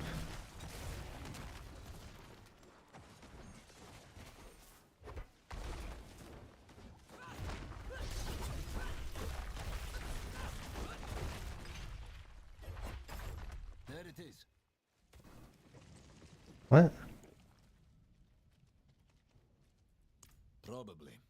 But I'll prove to if you're going. My knight's penitent detachment was beset by a demon horde. Comrades fought valiantly. But the cathedral, I swear to, if only I had a cathedral excommunicated me. So Oh, you're excommunicadoed!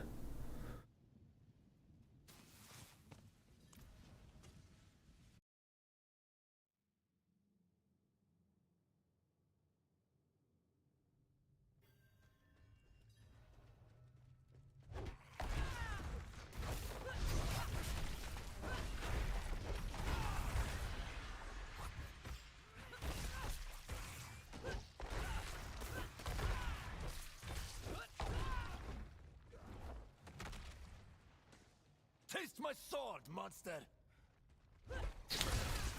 Well, he says, you're also right. D2 was a 2-spell game, but we also saw some dumb builds since season 1, like Lightning Mage or Pulverized Druid, where you press basically 1 damage, 1 defensive.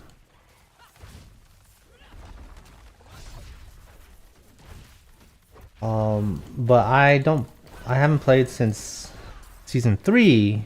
Wanted to try this one. Oh, if you haven't played since season 3, then you're in for a treat, because season 4, I'm surprised you weren't interested in the season 4. But season 4 is good.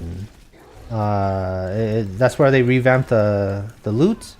So you're gonna get that plus all of the changes from the expansion. So Yeah, I think you'll really enjoy the game if you try it now, for sure.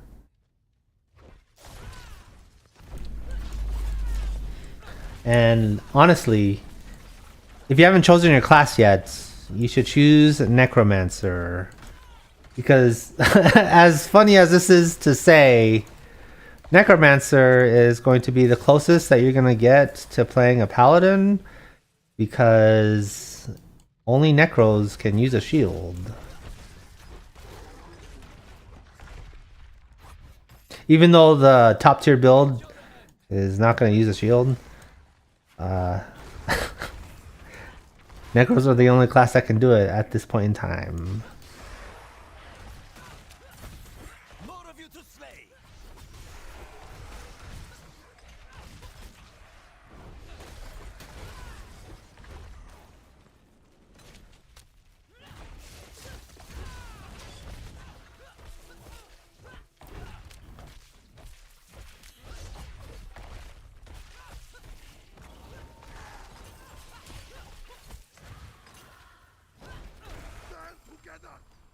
Stand together!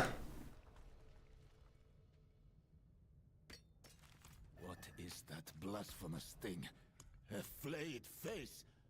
I thought we were searching for a cathedral artifact. A flayed face. Yuppers.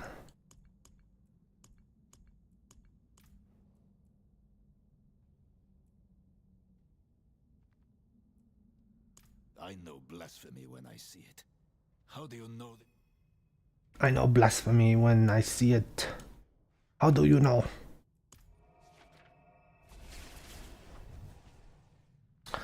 Last thing I remember I did was one shot Uber Lilith with a big overpower on Pulverize. But I read that they revamped loot, legendaries, and boss fights too. Yeah, so this is the season where they redid the boss ladder, or rather, they made adjustments to the boss ladder. They didn't redo it, and so you're gonna see a lot more. More quickly than I also wasn't. There can be no mistake. Okay.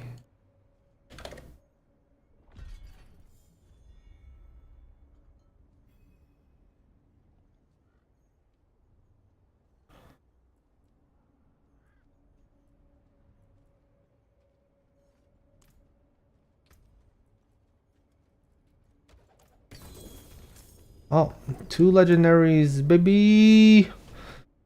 Here we go. Oh, and Double Swing creates a Dust Devil.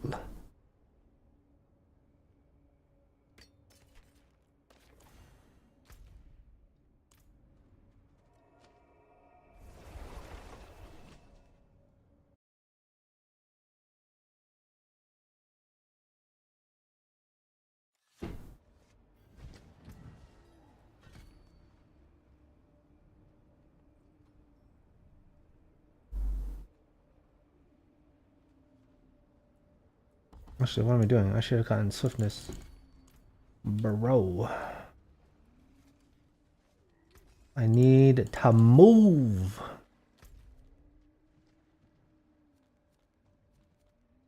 Alright. Here we go.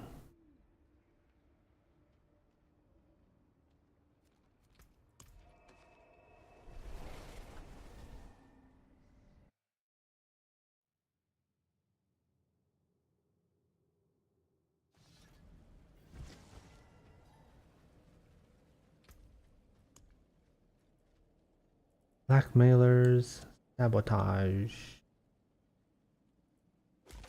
And then Alex Talons.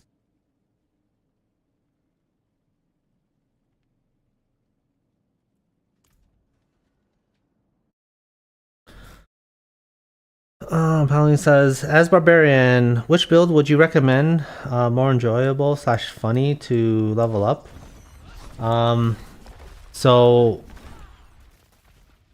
you can sort of try to choose a build. So the 2 builds right now that are like, I guess, S tier, or rather, I guess S tier to level with is Hammer of the Ancients and upheaval. But you can hope that you find a unique item that will just supercharge your that'll oh treasure goblin. Oh wait, oh that was a gilded goblin. I didn't even see that.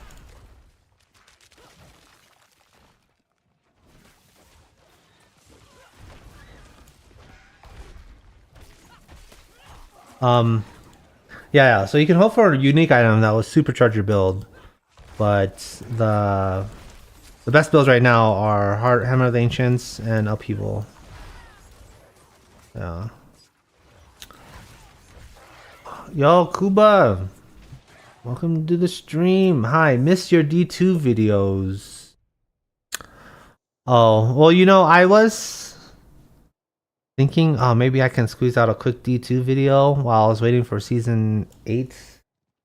But I had a lot of stuff going on. I was actually on vacation for like 2 weeks. And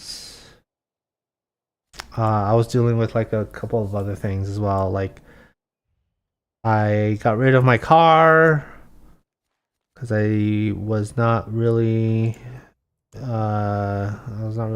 that.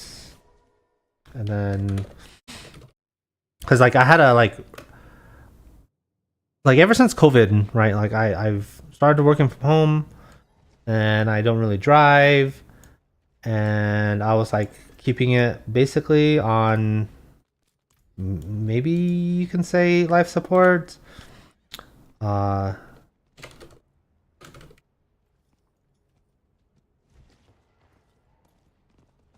Right, and then I was like, oh man, my registration was expiring, and I'm like, oh man, I could do that, but I was like, oh man, my tires are 10 years old and I need to replace those, so I decided to get rid of it. Yeah. Paladino says, still miss, is that an SLJ? The great axe of the ox. Yeah, that was a cool thing, but if I decide to return to Diablo 2, that's when it'll return. I've been trying too hard, I think, to Do you now? I would trying to like force that into my Diablo 4 videos, and some of it was funny, right? Like right, like some of it was appropriate, but other times it wasn't appropriate. But I think I found a like kind of like a new structure for my videos that is a lot more natural. So like if you haven't seen my most recent Diablo 2 videos, or sorry, Diablo 4 videos, one of the things that I really like doing is showcasing the stats, because the way I make YouTube videos and stuff really really facilitate that, because I'm just gathering all the data now. Like part of the way I just play the game and collect the stats, I need to showcase that. But like in my Diablo 2 videos, I noticed in my stats, or my analytics, I guess you could say, whenever I would show the stats and talk about them for too long, like people would click off. Like the graph would go down. So I was like, oh, okay. But then I would read comments saying, oh, I really like how you incorporate the stats, or like you show the stats at the very beginning and stuff like that. So I'm like, okay. I experimented a little bit with my Diablo 4 videos, and now I'm like, okay, I can incorporate the stats in a more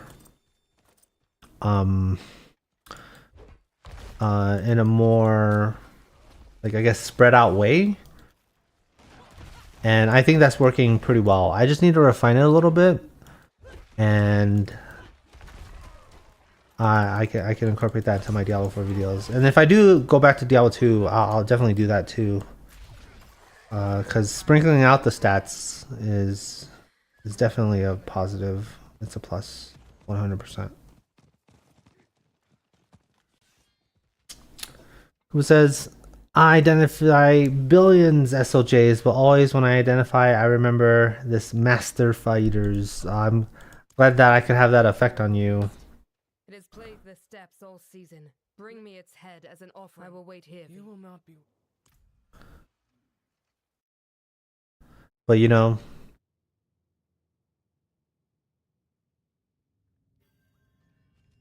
I have to evolve.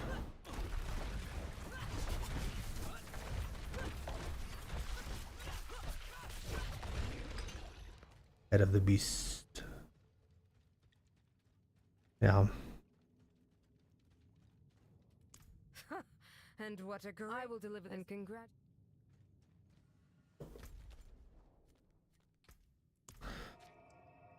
And there was one video that I made that was really successful for me anyway. I'm just a small time YouTuber, okay? And it was comparing the dungeons, the masterworking material that you get from dungeons and Infernal Hordes. And that was really funny. That was really successful because it was funny. And I incorporated the SOJ. No. Welcome, kindred warrior. But you are not. May it guard. Oh. Casting charge summons. Damn. Damn. Oh, that's good. Except no movement speed. Let's see here.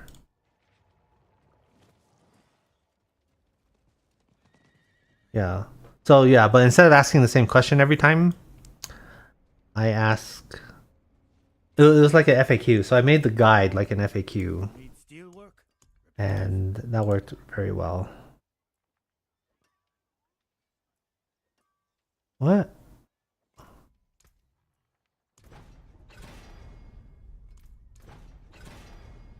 Damn it.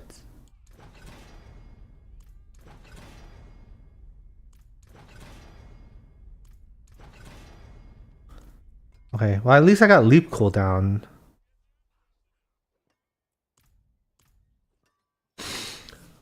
Yo, sing in. Welcome to the stream. Hey, biggest change in this season? So the biggest change, which is the headlining feature, is changes to the boss ladder.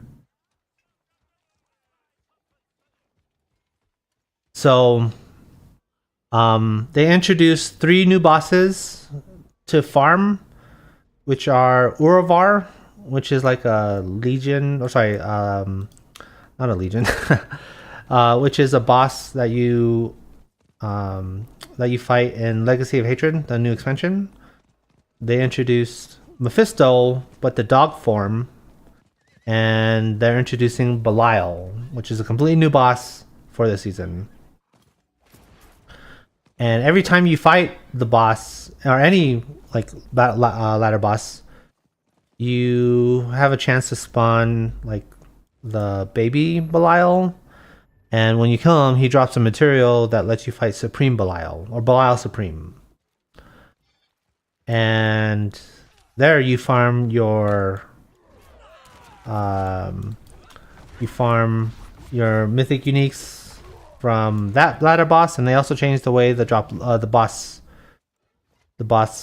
loot table. So instead of just farming like one boss the whole time for a very specific piece, they cut the loot in half so that half of it is from the targeted loot table and the other half are like random unique drops. So it's more like a balance between when you find items in the real world from the real overworld activities, and from doing the boss. Because like in the past, from season 7, you just get all of your unique loot from the boss, and that was it. And they're trying to like mix that up a bit more. So that's the biggest change for season 8. They did add new items and all of that stuff, but they do that every season. So that's what that is. Elenio says, I enjoyed WoW Hardcore from you too, even if it was a different thing. Oh yeah, I enjoyed playing World of Warcraft Hardcore, but I stopped playing it because I went on vacation, and then my game time expired, and I was like, do I really want to renew it just for like a couple days when I had all this other stuff going on? So I was like, you know what, I'll just take care of my own stuff, and then when this season 8 comes out, I'll play that. But yeah, the only thing I'm interested in doing on World of Warcraft was leveling hardcore. Yeah, I have no interest, absolutely zero interest in doing raiding at all in World of Warcraft. Absolutely zero interest. You know what I mean?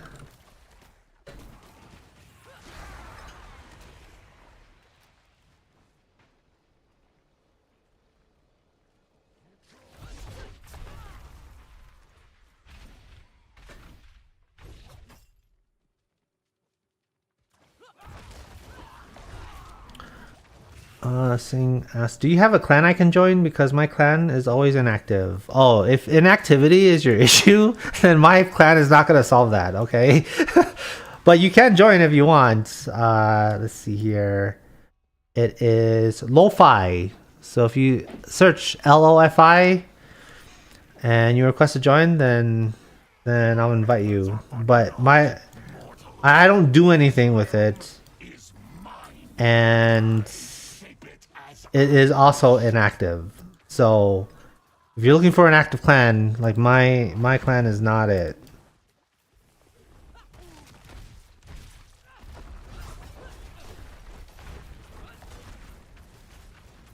Just forewarning you now. All right, I don't want to misrepresent what I'm offering. Okay. It's like, never mind. Okay, yeah. Understandable.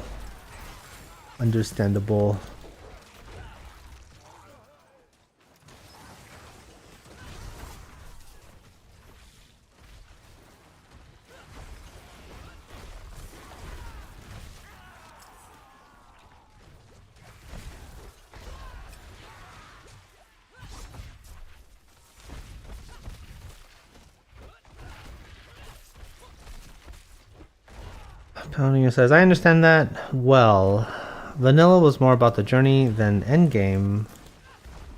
Well, I kind of disagree with that. Well, let's say leveling had a much bigger experience for sure, and the leveling experience was good for sure in vanilla. But you know, as they release more content, like, you know, so when BWL came out, and then Anchorage and Naxxramas, raiding became much more important because people were going through the natural progression of leveling to 60, and they needed stuff to do in level 60. So yeah, and then, like, you know, as the expansions came out, that was like the natural path. 100%. I started to care about endgame in Burning Crusade with 2s and 5s.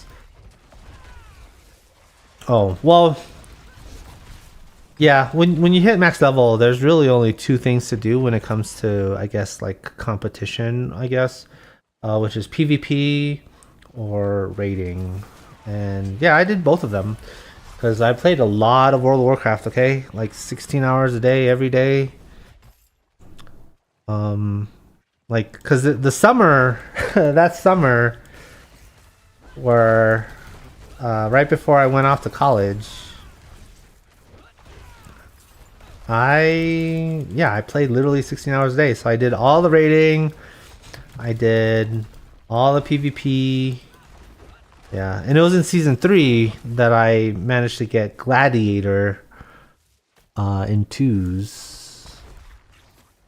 So yeah, that was an accomplishment. But oh my god, I played so many games. I think I played like 1,500 arena matches to get Gladiator, and like what happened was like we would play, we would lose, we would get frustrated, and then we would like make a new team to start over. Yeah. I think it says 16 hours a day. Wow. Yeah, no, that's literally all I did was I just woke up, played World of Warcraft, ate shit, and went to sleep for like 3 months. And I could do that because I didn't have a job. And the reason why I didn't have a job was because I just graduated and it was summer break. So it was summer break between moving on from high school to college. And I was like, you know what? Yeah, I'm just going to do that. And then, yeah, that's how I was able to do that. Like, yeah, people were like, do you do anything? And I'm like, I'm on summer break, bro. I don't have responsibilities. Yeah, good times.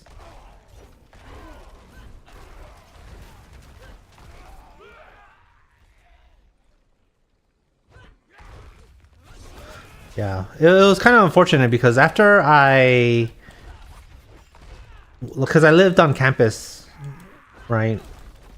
And I continued to play World of Warcraft. The internet was actually good on campus, but then in the middle of the year, well, I did that for like my freshman year, and then I also did that in my sophomore year. But then in my junior year, the internet just crapped out. And like I couldn't do anything. I couldn't, because my ping was like 500, so I couldn't play any games whatsoever. And that lasted for like 9 months. So everything that I built in the game just kind of faded away, unfortunately. And I just never got back into it as I used to after that.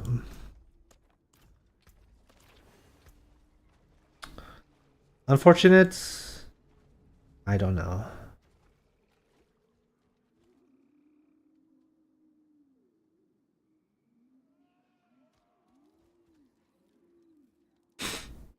It is done. Oh, materials? Oh, I definitely need a chest piece upgrade.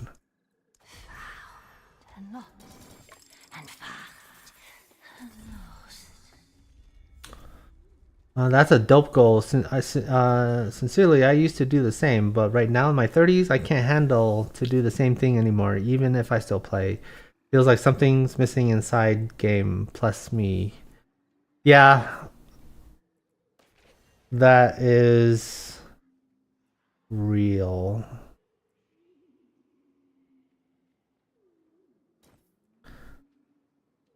Oh, 46.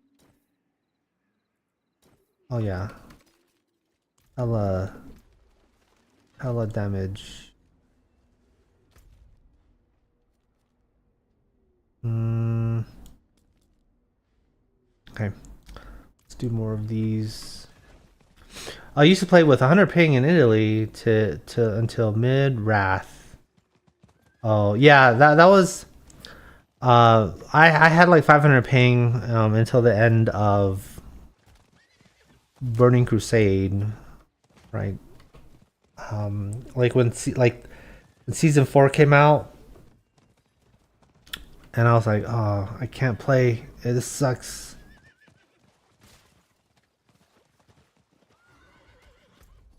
Wait, where'd it go? What?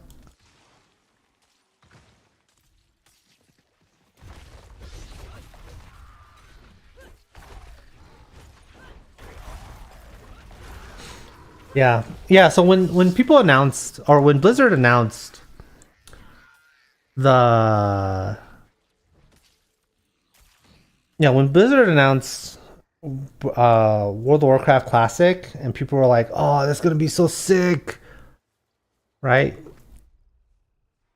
I think what people were really looking forward to was like applying all of the game knowledge that they learned over the past 15 years into Classic, and they thought that that was going to be the competitive advantage to become better than everybody else. And unfortunately, that didn't turn out to be the case because everyone was doing that. And yeah, and the game quickly died off after that.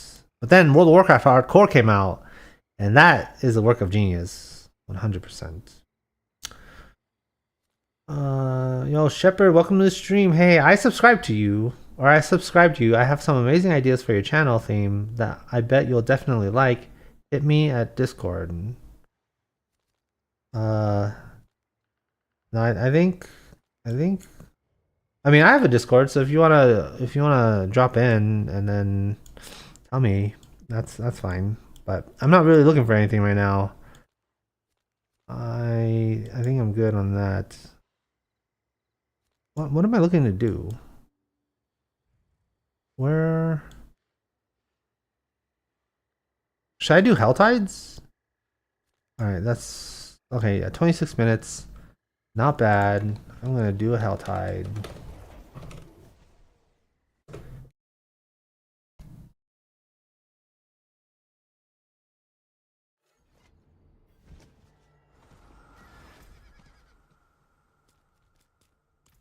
All right. I don't actually have any of the Bayful Hearts.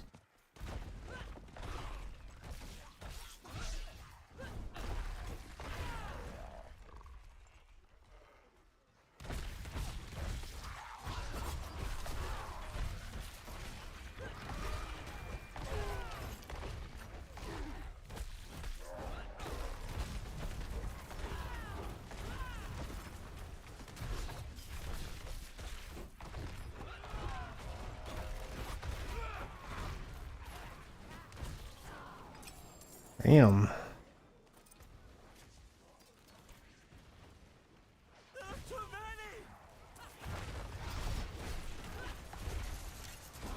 What is this?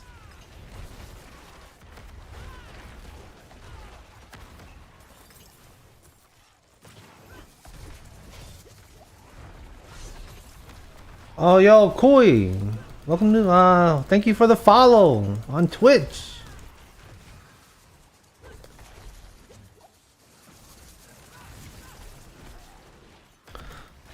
Paladin says, by the way, hitting Glad with friends in campus is a really cool memories to have. Especially after the amount of hours between PvE and PvP for the perfect gear. Oh, yeah. I mean, the gear that you get for PvP just comes naturally. I remember I was talking to my friend about, he's like, yo, you want to do some PvP? I was like, oh yeah. And the first question he asked me was, do you have PvP gear? And I said, yeah, I do. And I switched out like 2 pieces, my bracers and my gloves. And I was like, all right, I'm in my PvP gear. And he's like, that's not PvP gear. I'm like, what do you mean? It's a different, I have like 2 pieces that are meant for PvP. It has the resilience on it. What do you mean? And then he starts to go and explain, like, you know, PvP gear, like you need a whole set of gear for that. So you need to like replace every piece that specializes in PvP. And I was like, oh, I mean that's for like hyper competitive shit. We're not doing that. And he was like, oh, well, okay, if that's the expectation, then okay. And then we just did Battlegrounds. Yeah, and that was season 2, I think. Yeah, so that was kind of funny. I was a complete scrub. But yeah, hitting Gladiator with Hitting Gladiator in a room? That must be really cool. I never did that. I only did that. Well, I only hit Gladiator with one other person in my team, and we were on vent the whole time. So that's that. Who says this is Sing In? Oh, okay. Oh, sweet. Yeah, I'm not monetized on Twitch, as you can tell from my lack of subscribe button. Okay. But that's okay. If I do this long enough and I'm interesting enough, then it'll come eventually. But yeah, I you need a minimum of like, I think I've read 50 followers or something on Twitch, and then average viewers needs to be at least 3 average viewers, which I don't have on Twitch. Oh. Whoa, hold on.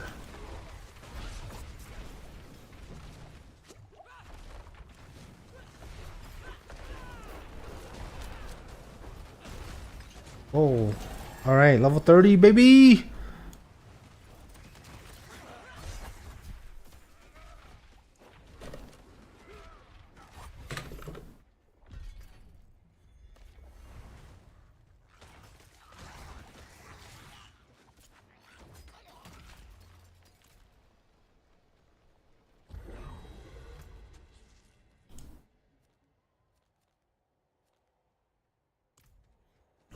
Hey, Hellborn. Oh, Oshava. That is gonna be something that I definitely want to do. So, yo, Chowborn Kaiyan, thank you for the follow. Here's Paladino. Oh, okay, yo, thanks for the follow. I appreciate the support.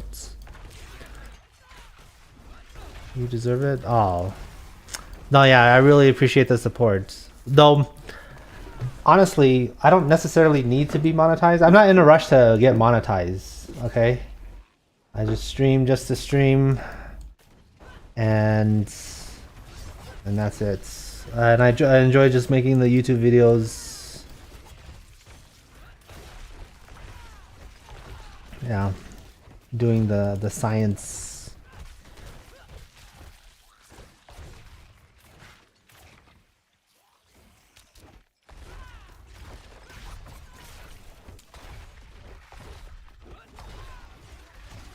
Yeah, but like the biggest, I guess, what is it, hurdle that I have to overcome is the 3 average viewers. So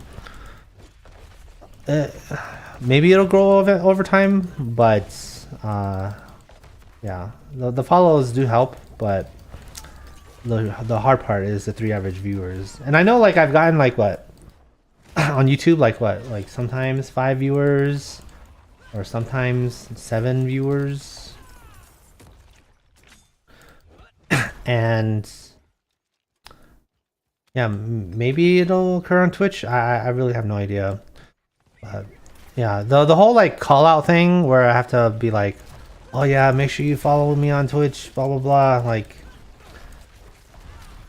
unfortunately, I just don't care enough about Twitch monetization to really do all of those things, because once I hit Twitch monetization, like, I have to maintain the views, and that's something that I learned from being monetized on YouTube, right?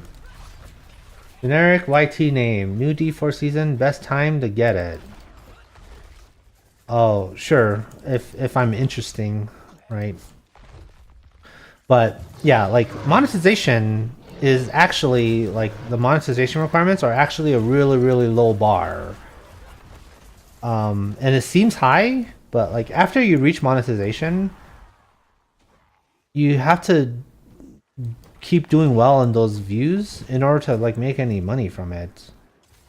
And if you are really struggling to even do the monetization goals at the very minimum, then like the rest of your YouTube career is kind of doomed, you know? So I kind of view Twitch sort of in the same way.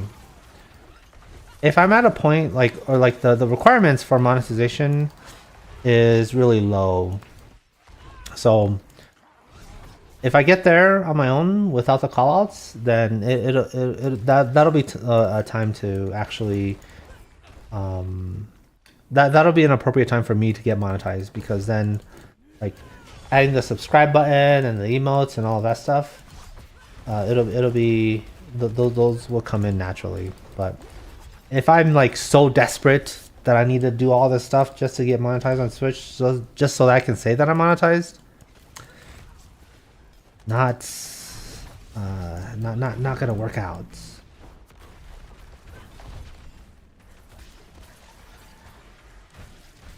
So yeah, I mean, I do appreciate you guys hopping over and doing the follow. I really do, but I'm not in any rush.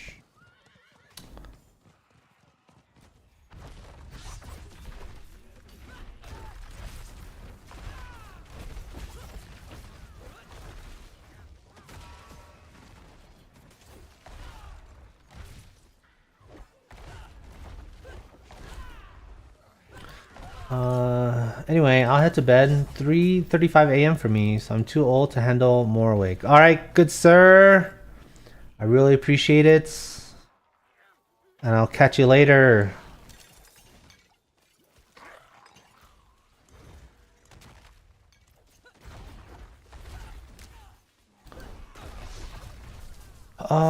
Generic says, "Are you allowed to put a Twitch link in YouTube?" Yes. I don't think YouTube cares. It's actually Twitch that cares a lot. Whoops. It's actually Twitch that cares a lot about like its community and stuff like that. Like I think it's like a bannable offense if I take Twitch viewers away from Twitch to other websites. So if I say, "Oh, yo, check out my YouTube on like my Twitch viewers, check out my YouTube," right? I'm doing this really cool thing like that. Twitch will kind of ban me for that. So yeah. But the other way around, Twitch doesn't really care, or YouTube doesn't really care. Eric says, "I imagine just from YouTube viewers, it would naturally carry over. Maybe, but I mean, I'm dual streaming on YouTube and Twitch, so I'm giving people the choice. You know, if you want to watch me on Twitch, then you can. If you want to watch me on YouTube, you can. I think the YouTube experience is better than Twitch, but I know like people have like the Twitch Primes and stuff that they can use to like support, and that's why they want to do that. But it's whatever. I know like I've actually met one person that preferred watching on Twitch over YouTube, but everybody else that I've talked to says that they prefer watching on YouTube. Yeah, but I mean the sample size is super small. Like I've only talked to a couple people, so I don't know how much to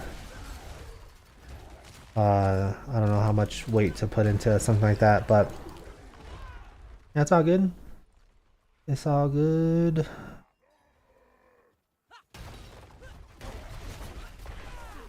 Yeah. Yeah, like there's all like the 28 Twitch followers that I have right now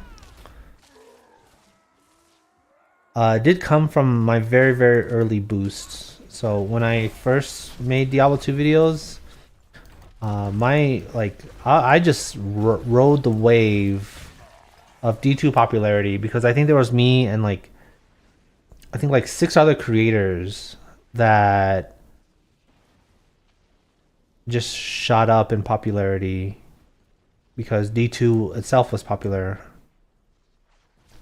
and I technically had a Twitch page, but I didn't advertise it or anything. They just searched up the same name and saw the same icon, and they just subscribed or they just followed.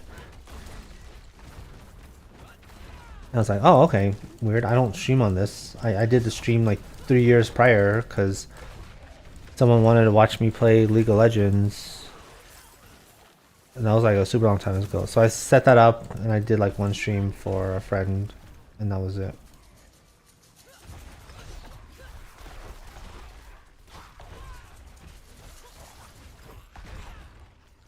Yeah.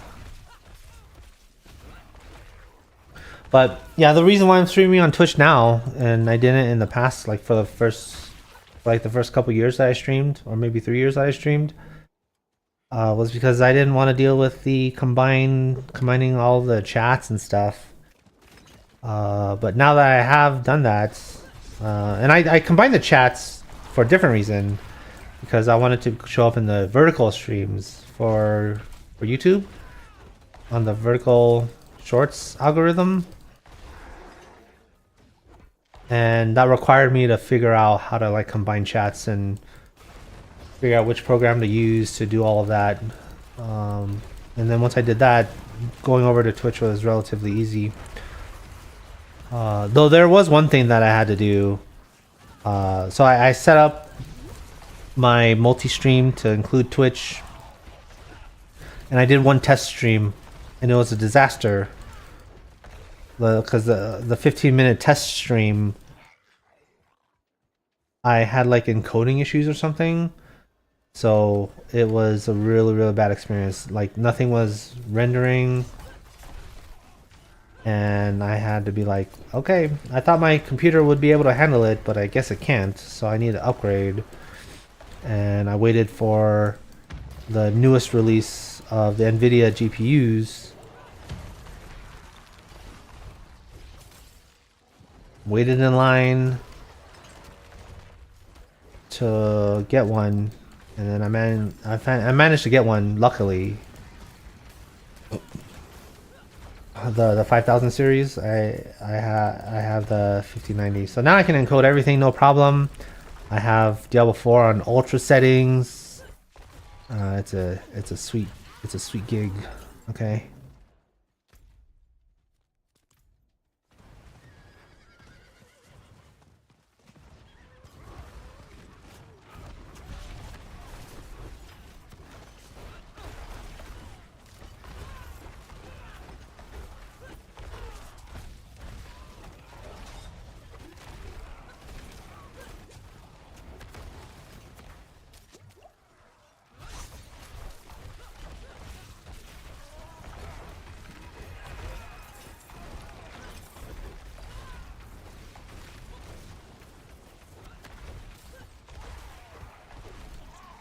Okay, I don't think I'm gonna be able to build a Hellborn before the timer is up. I'm just going to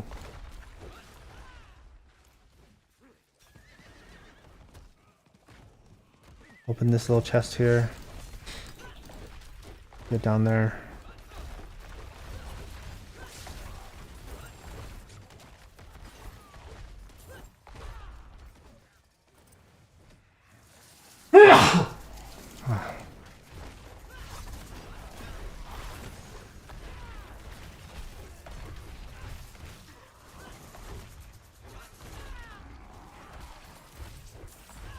Okay.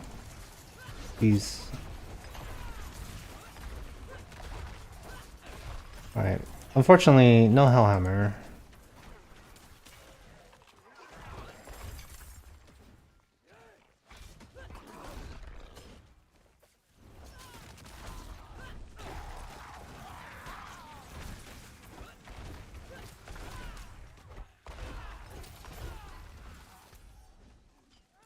Okay.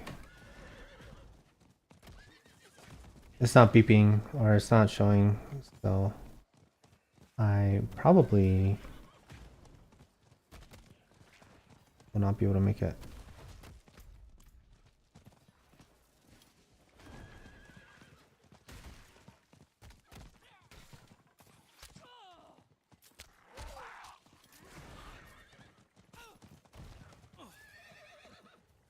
Oh, they're still fighting it. Ah, yeah, boy. Impressive, unfortunately.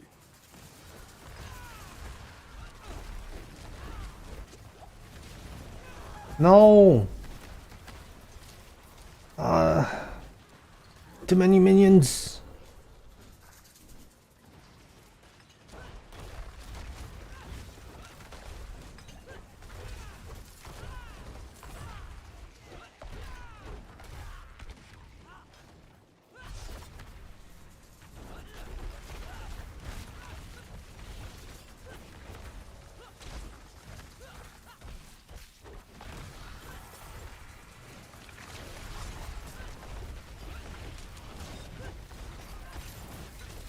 Oh no! Okay. I'm definitely not going to be able to kill Hellborn unless I kill somebody else's Hellborn that they spawn. Because I died!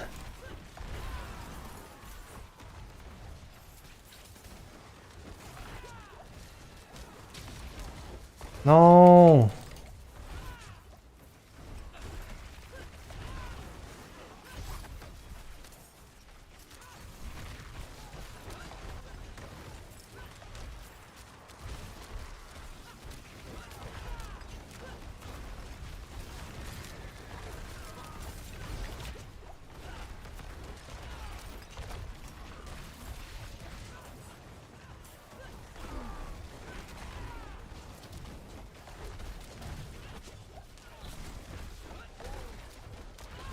Okay, there's no one to carry here, so that's why this is taking forever. Yeah, 5 minutes to kill.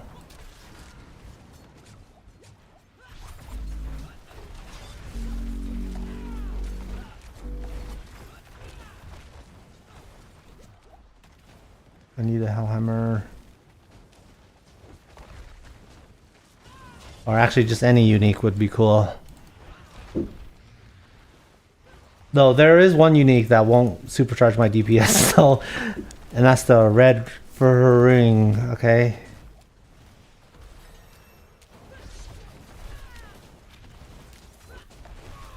No.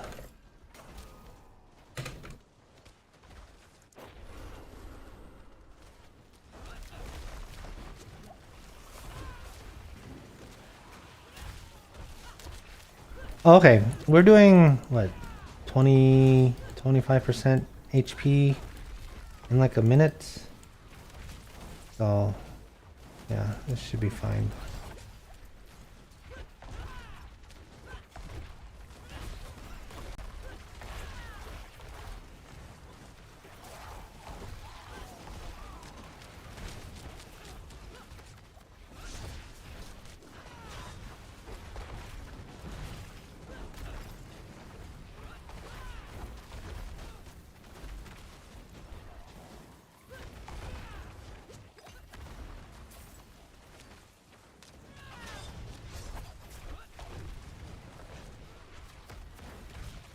Oh.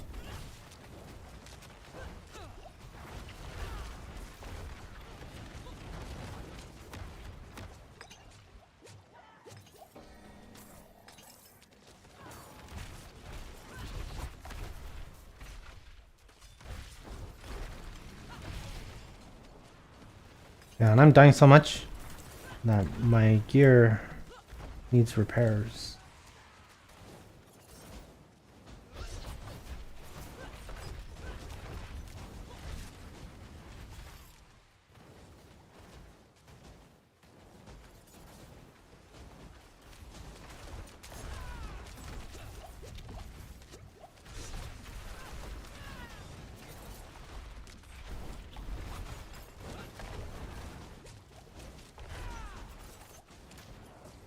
Alright, 1 minute.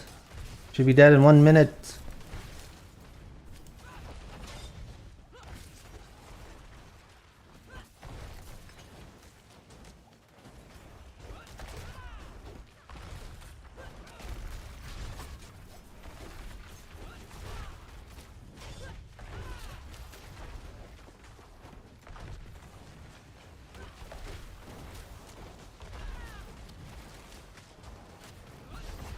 No!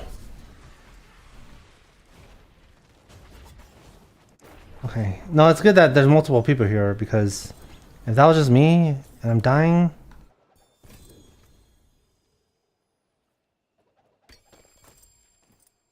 then it would reset.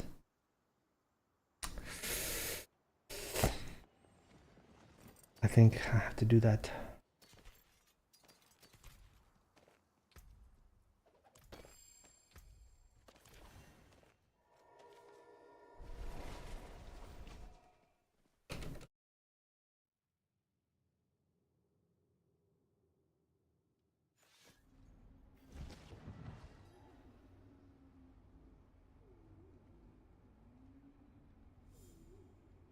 All right. Boom. Upgrade my potion, baby.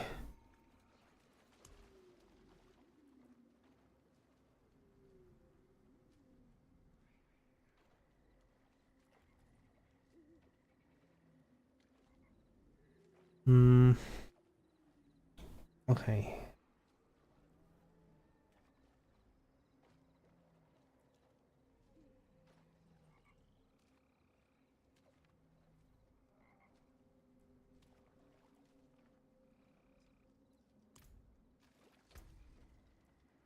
Alright, I have 3 abilities that I need to use.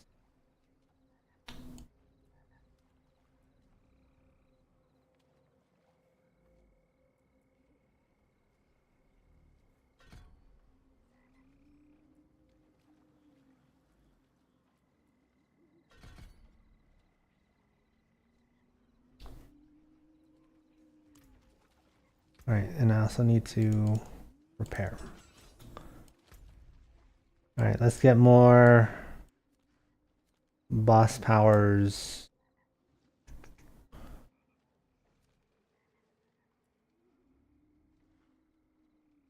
Wait, are there no boss things up?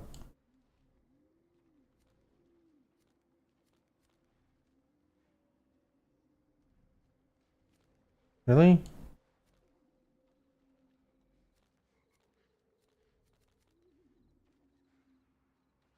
Oh my god.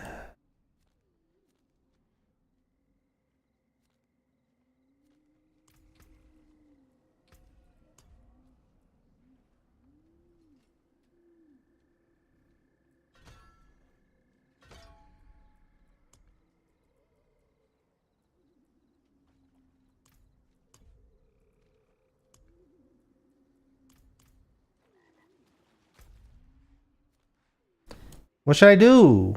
More loyal friends you'll not find.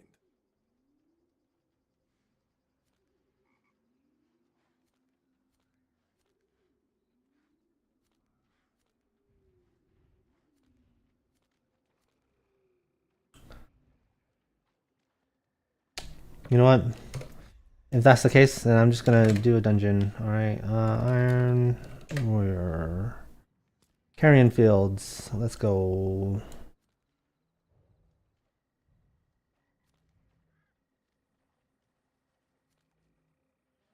Whoa.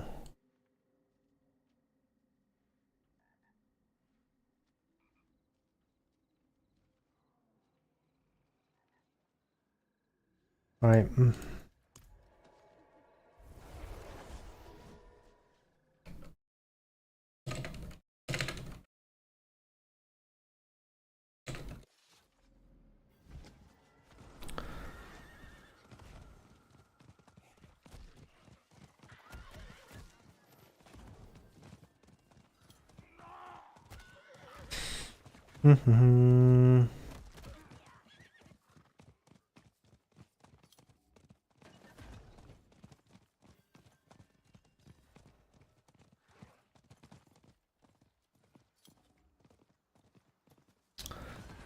Yes, is the Tree of Whisper rewards increased for a while or no? So the Tree of Whispers, they've made some changes from season 7 that have boosted it a little bit, but So if you choose a regular cache, the cache is going to be the same as previous seasons. However, there are more options for different caches, and they also introduced a ancestral cache, which I think guarantees a greater affix item in it. So yeah, you're not going to see that until maximum level. So I guess like yes and no. Yes, in the sense that they introduce an ancestral cache, but no, as in if you choose a regular cache, the rewards are the same. If that makes sense.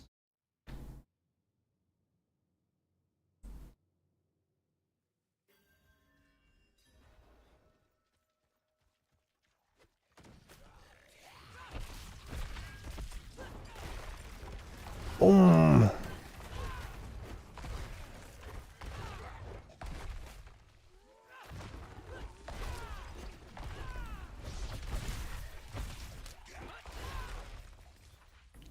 Alright, I don't even know if I should be clearing this whole area.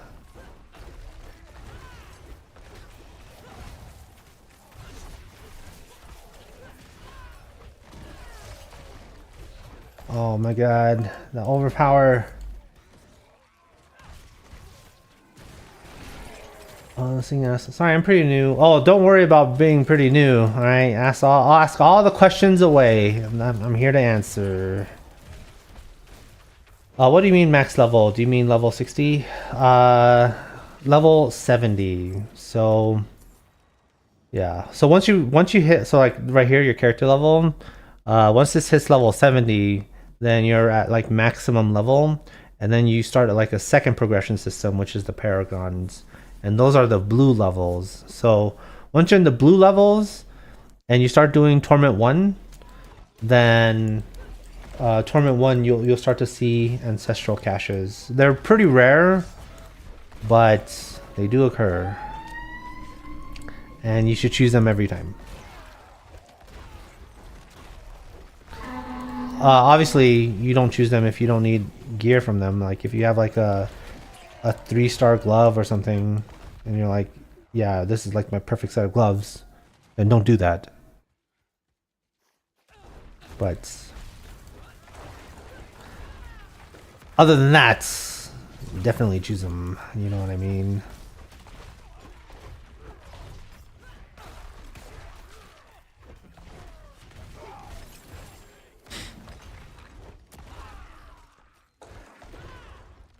Alright, there should be a statue in here. Haha!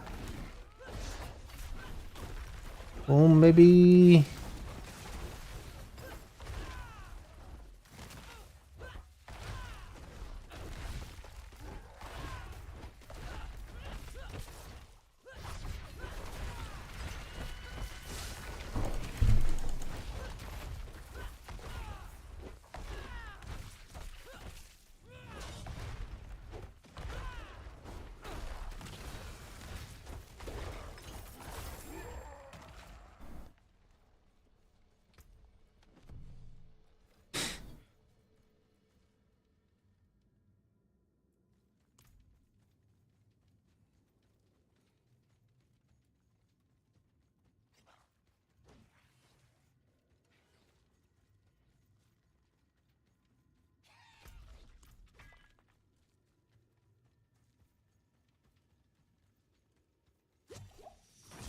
All right. The next pedestal.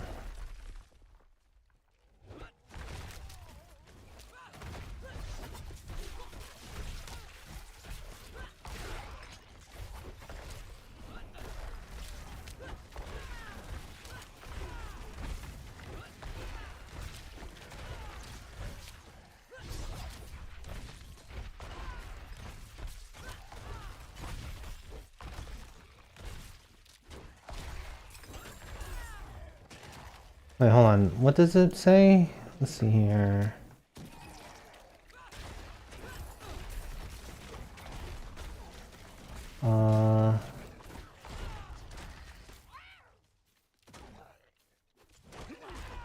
Strikers. After swapping your next non-basic skill. Okay.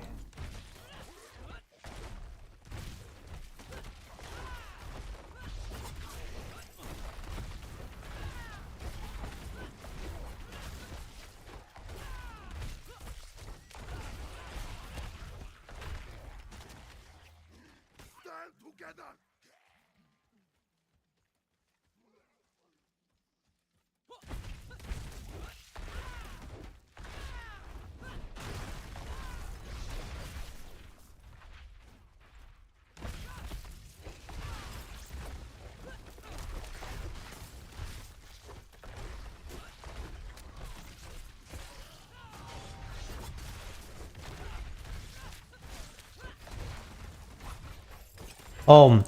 One thing that they did change in season 8 that might rub some people the wrong way is that they nerfed rotations.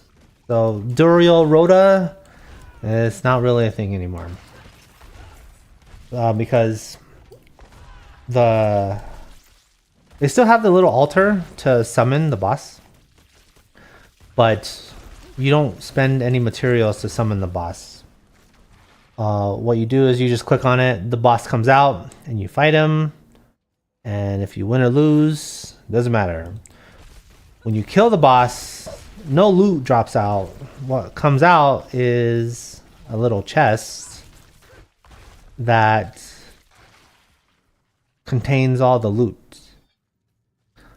But in order to open the chest, you have to spend your materials to open up the chest. So, you know how, like, it requires living steel to do Grigor? Well, you can kill Grigor without spending any living steel whatsoever. But the chest that drops out, you have to spend the living steel to open up the chest and get the loot. So that's a huge difference. And you can't really be like, oh, I'm gonna get 4 times the loot for one set of Grigor mats.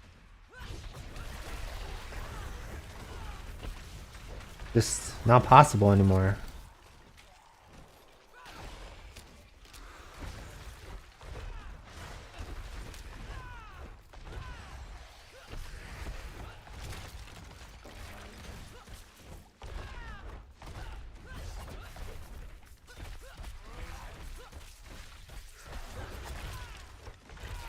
So that is actually good for me because I tend to play alone, and that makes my 100 Duriel videos that much more interesting because not everyone is doing 100 Duriels. So I was like, oh, that's good for my channel.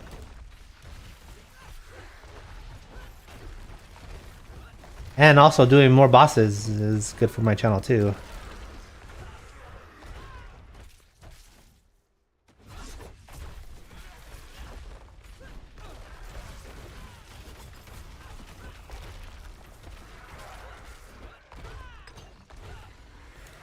Oh my god, what's going on here?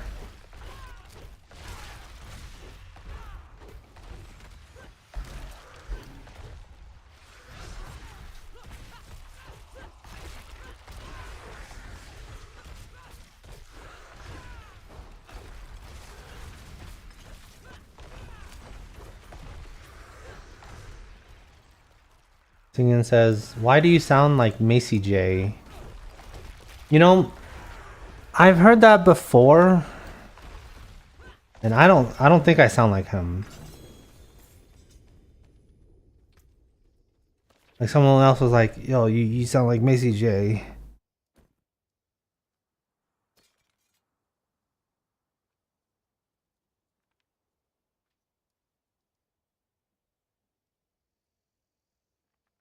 But yeah, I don't think I sound like him at all.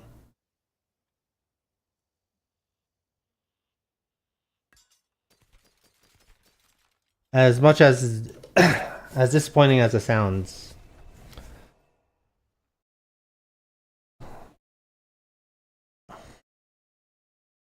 But the good thing is that he is a very He's a YouTuber that has a lot of followers, and if he can get a lot of followers, then that ultimately means that I can get a lot of followers. But no, I don't. I do not sound like him.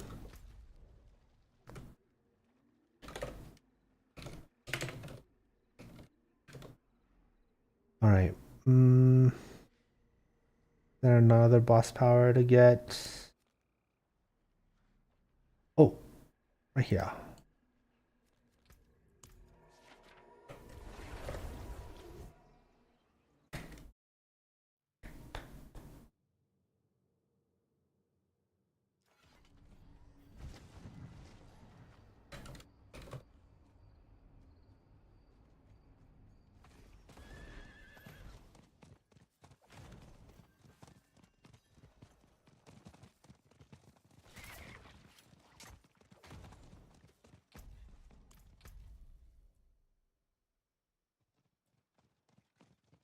Collect the spectral ash.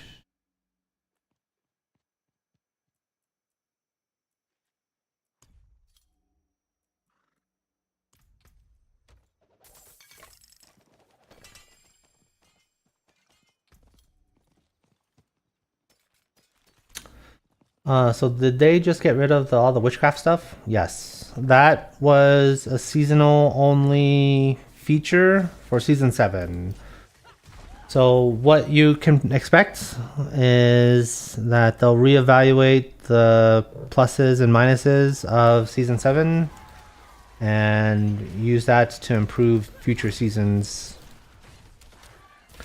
So the stuff that replaced the witch powers is the boss powers. But you have to make a new character on the season. So if the first time that you have ever played was season 7, then what happens at the end of the season is that your characters are moved over to the Eternal Realm, and all the witch power stuff is gone. But you get that, like, you get to keep your gear and all the progress that you made. But yeah, they've been replaced with the boss powers in the new season. So in order to participate in the new season, you need to make a new character for you need to make a new character for season 8, which means starting over if you want to do the boss powers.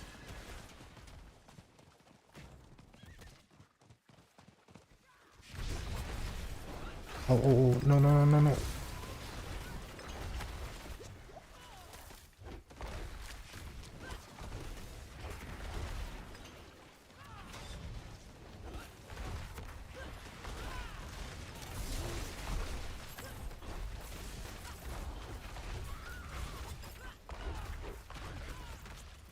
Greater apparition approaches.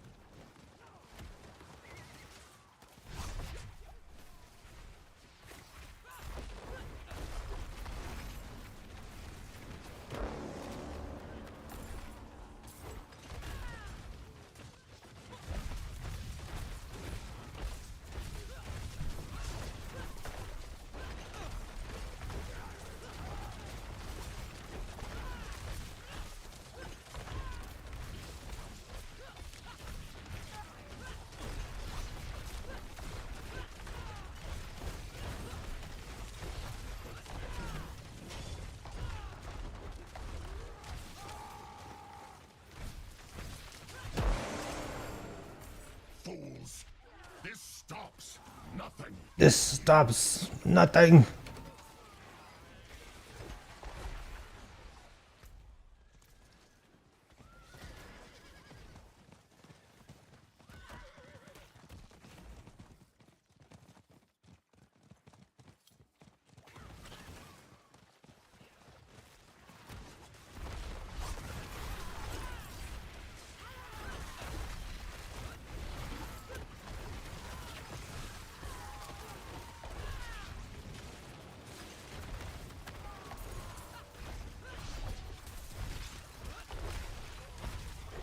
Oh wait, I checked the seasonal thing to check out the smoldering ashes. Oh, and I don't have any.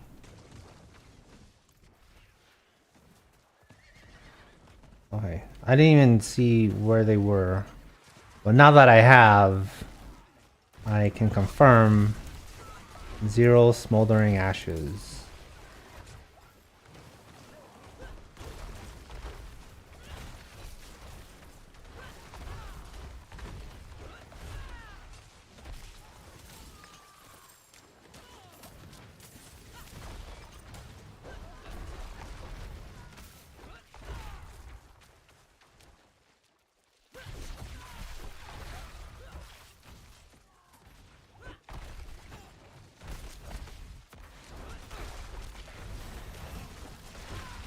Oh, level 33!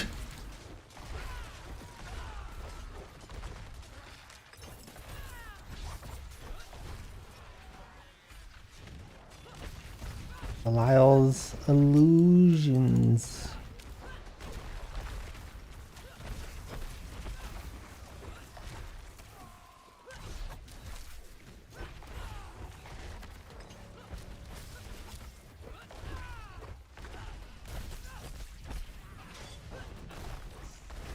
Oh. I'm just out here doing my own thing like an idiot. Apparition of Beastmaster.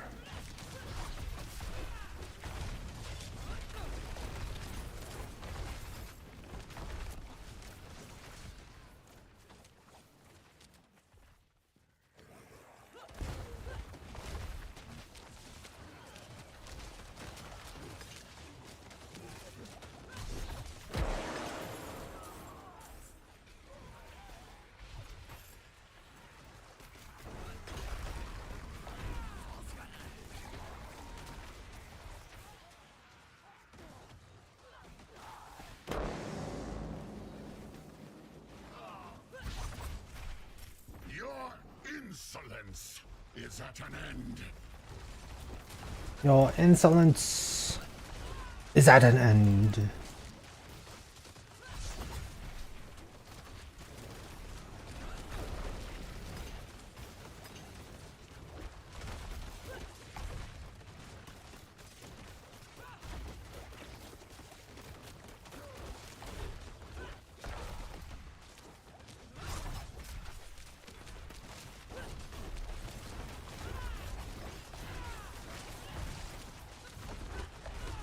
Miserable wretches! Miserable wretches!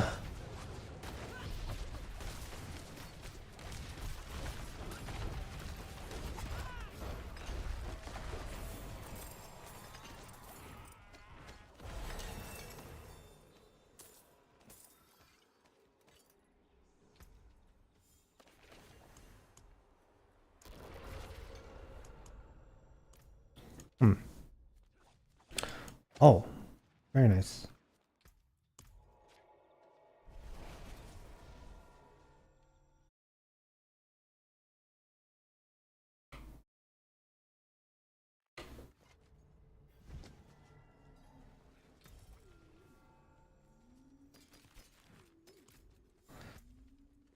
Alright, am I gonna get, like, am I ever gonna get an upgrade?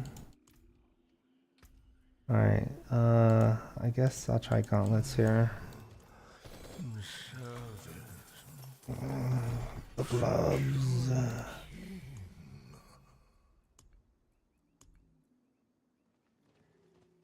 Oh, well, okay. Oh, that is a huge upgrade. For sure.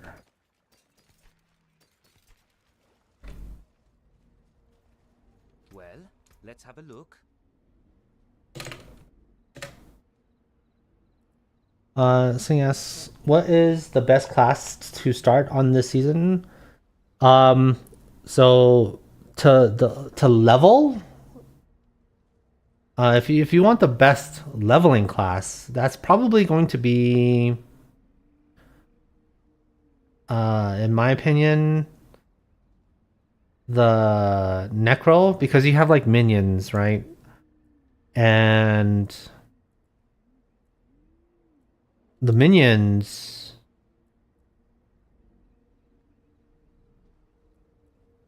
Wait, hold on. Oh yeah, yeah. Yeah, and the minions just make it really, really easy to level. And they haven't really nerfed it that much in Season 8. So, yeah, and Necro is probably really good because it's also an S tier endgame class as well.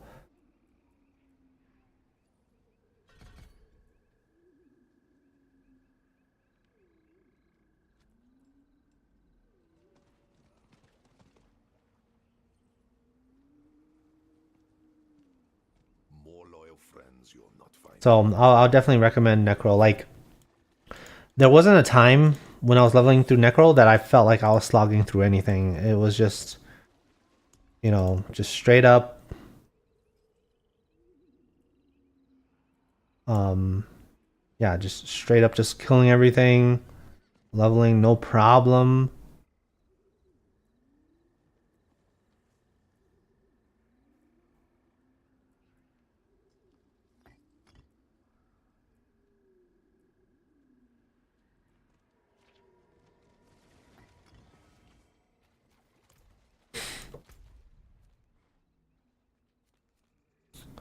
Okay, 10 minutes.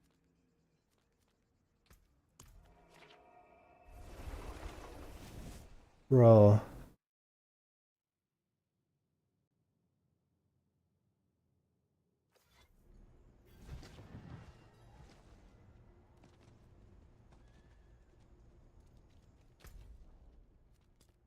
That's kind of a long way.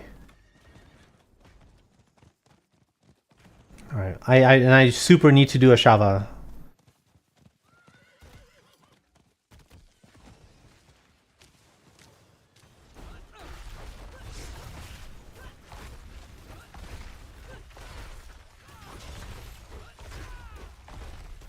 These guys are...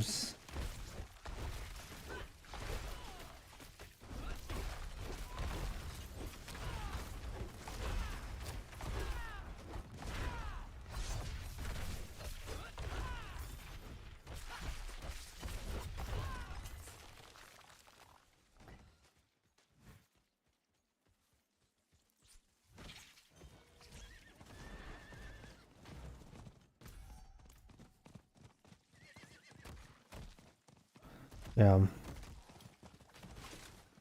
Yeah, the reason why I'm not playing Necro, even though that is the best class to level with, or one of the best classes to level with, and it's an S tier endgame class, is because I played Necro last season. And I don't like Necro that much to play Necro 2 seasons in a row. That's why I'm on the Barbarian.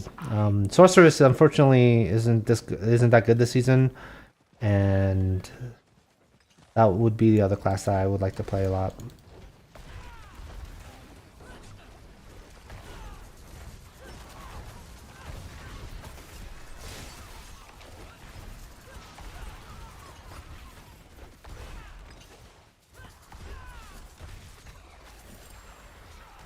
Oh, heavy pants.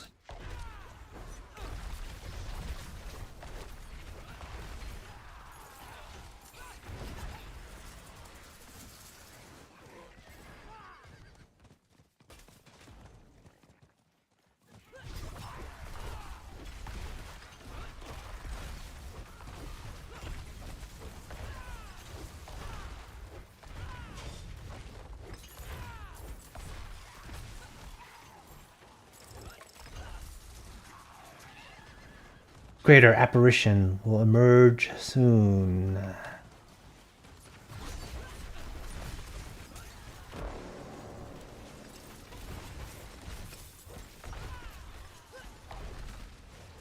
Apparition of the outlaw sharpshooter.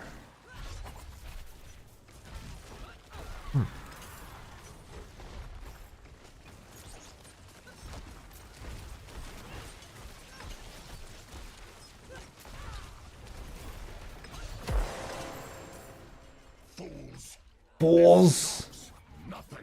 This stops nothing.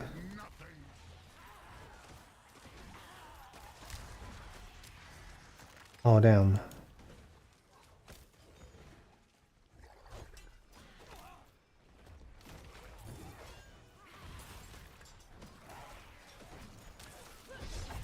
Can I get a mace? I know I'm not Macy J, but I am in dire need of an upgrade.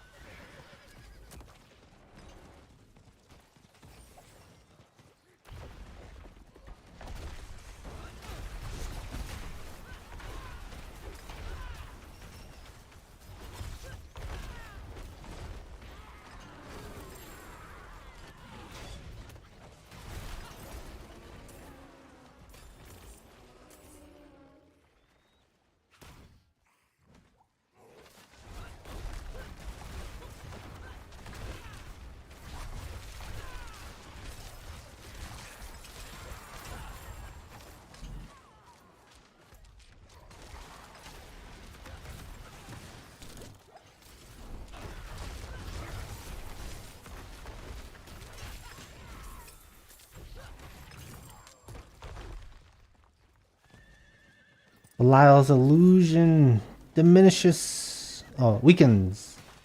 A greater apparition approaches.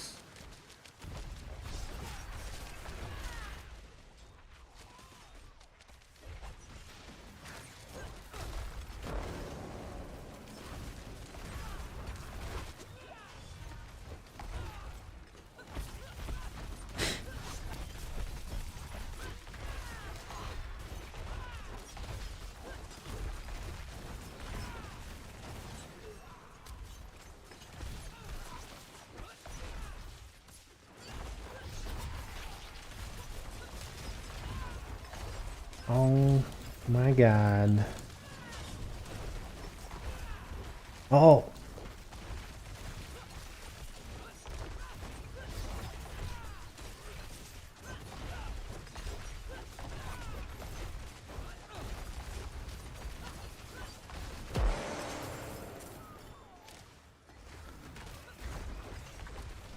All right. We're killing them pretty fast, so after this, I will wait for the world boss. Cannot forget about the world boss. Your insolence is at an end. Oh, level 36. I'll protect them.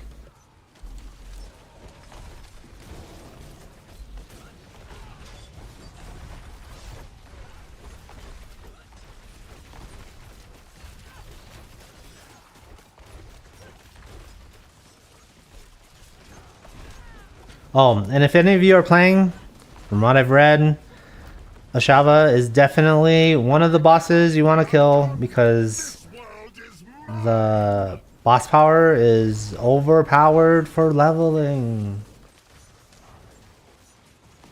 OP!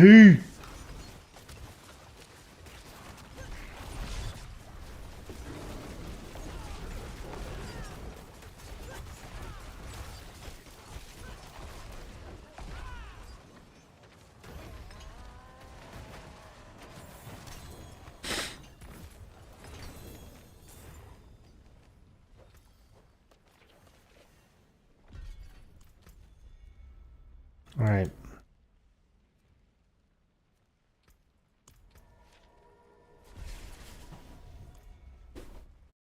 Oh.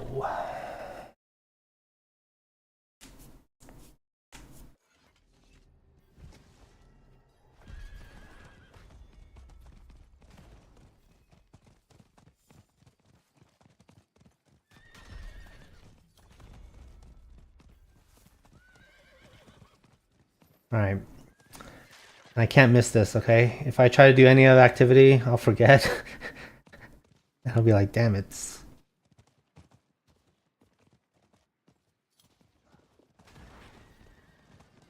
Yes.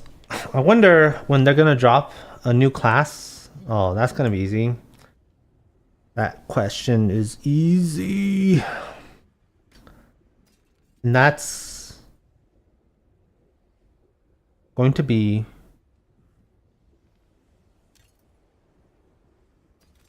when they drop a new expansion.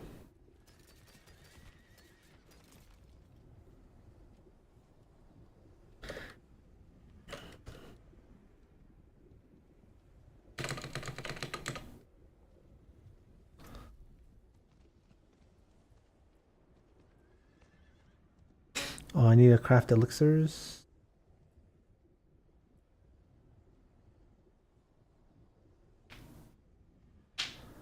Oh, I need to destroy these betraying eyes.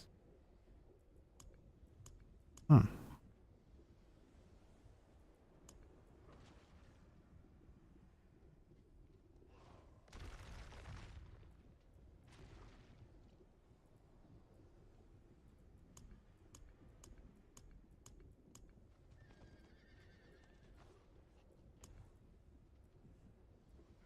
New battle pass.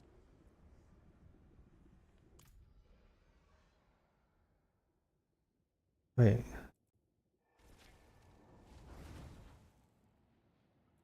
$1,000 platinum. Oh, they give you free platinum.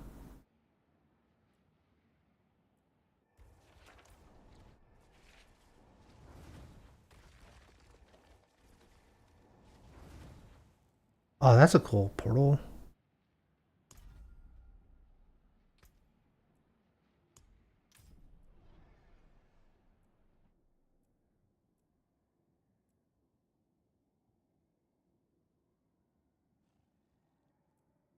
Hmm?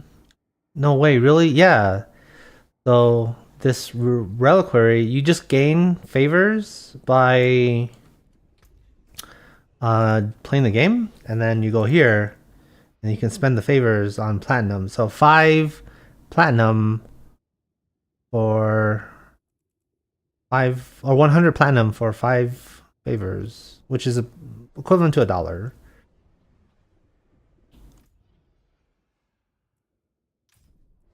Well, you get the equivalent of $2, and I guess that's it.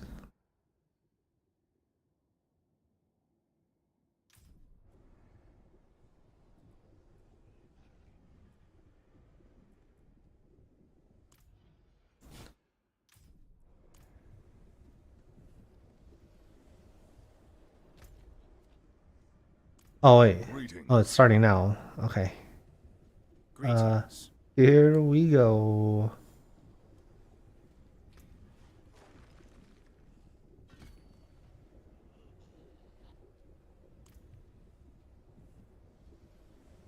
Thing says I might have to hook up my PC. Well, hold on. I think you get this on your PS5 as well, or your console.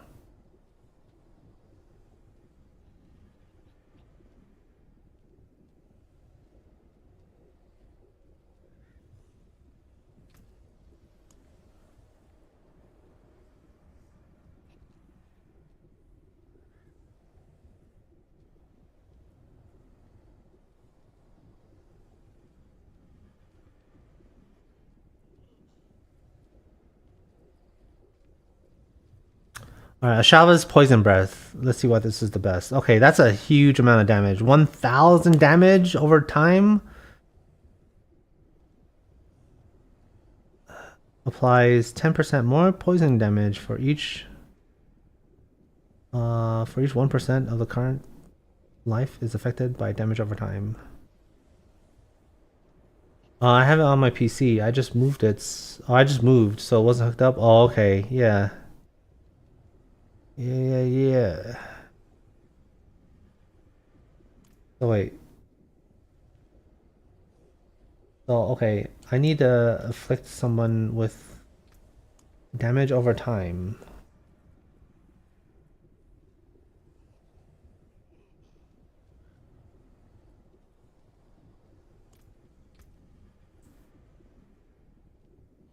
Okay, and that's why I have two-handed swords. Because everything I do deals damage over time. Because bleed is damage over time.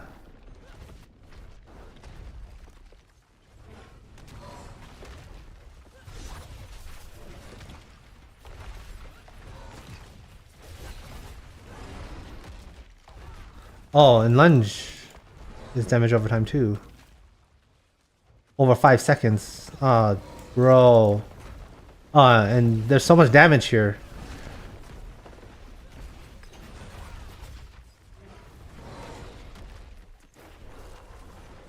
Oh yeah, we're gonna make this 15-minute timer, no problem.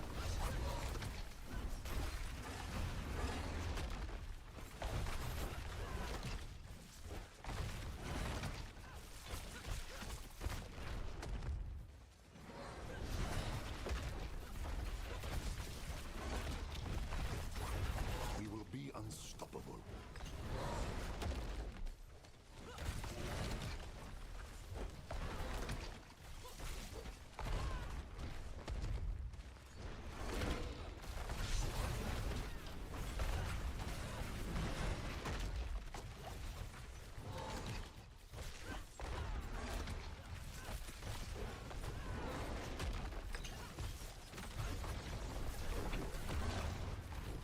Oh yeah, we're gonna make the timer no easy.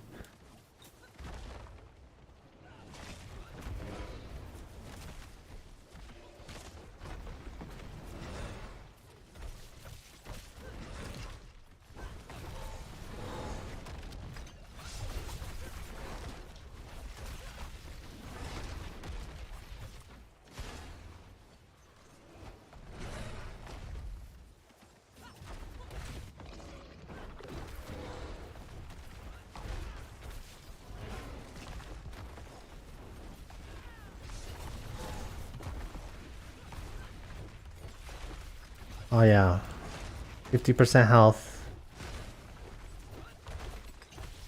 in what, 2.5 minutes? Ooh.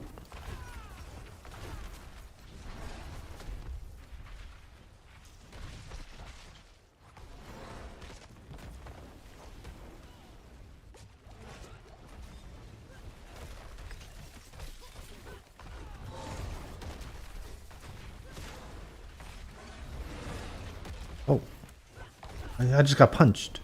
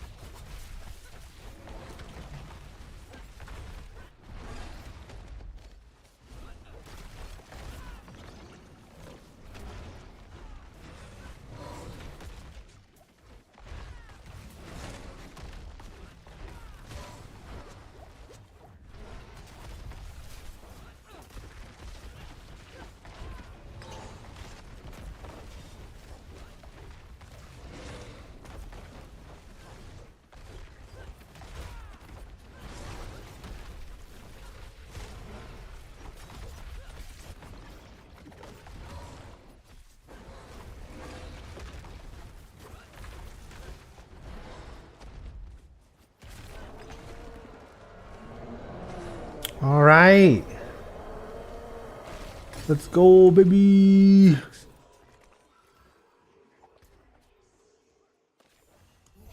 Ah, yes. The biggest boss power, baby.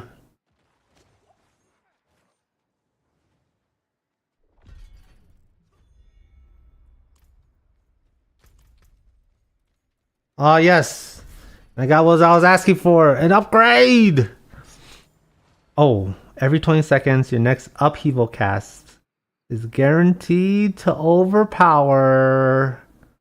Bro, that's huge.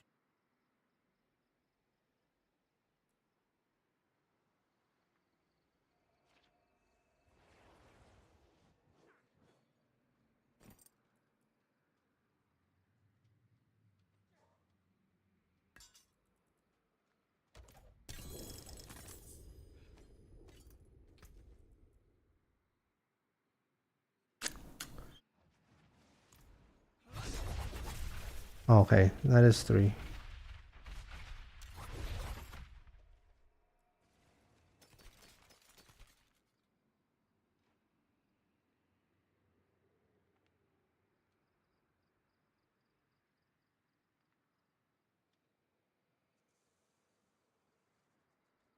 Uh.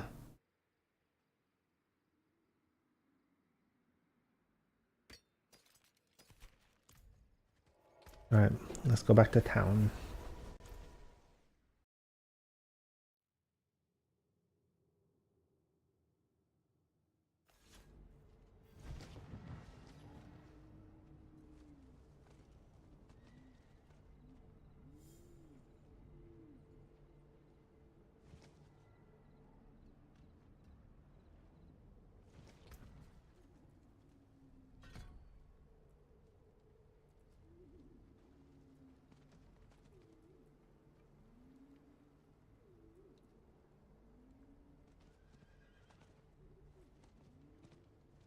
Hmm? Why do I have 2 charges? Oh, weapon master skills have a second charge.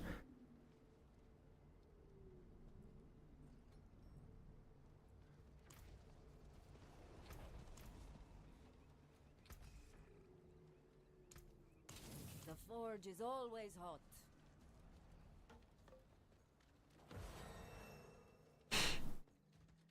It is done. Oh, snap. The pants.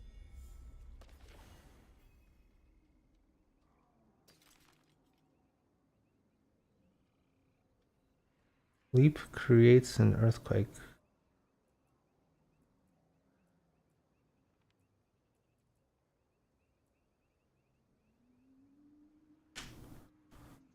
Oh, that is not better than what I have.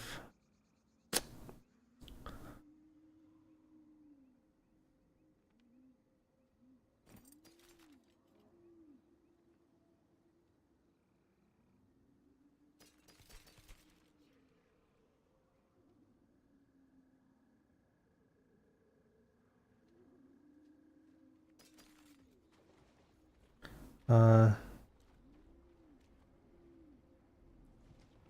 okay.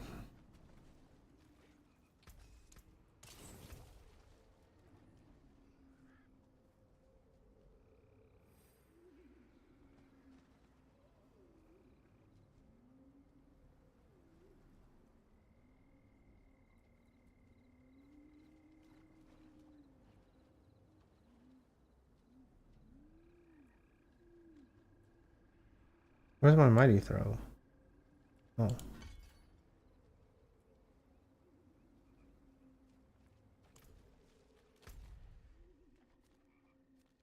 Alright, here we go.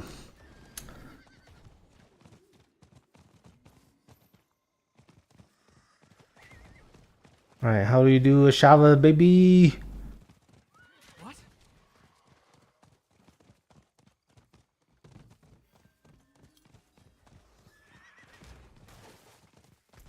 Yeah, and I need to get to the betraying eyes.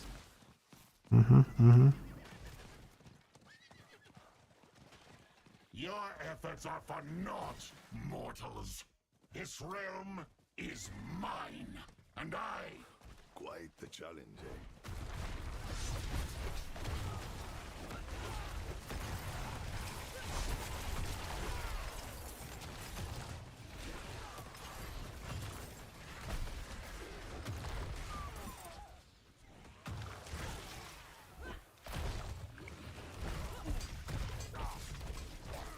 Oh yeah, that does do a lot of damage.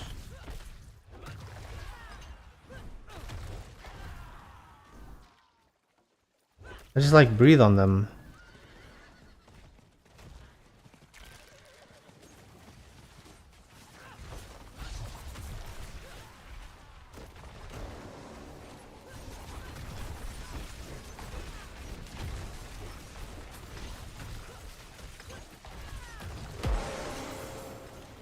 Fools! This stops!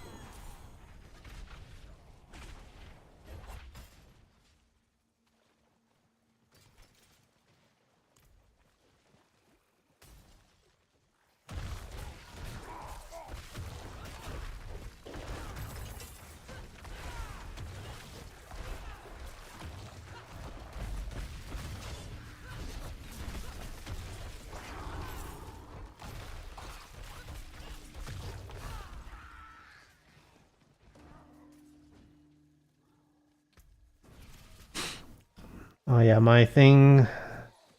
It's way harder now because I have a weapon upgrade, baby.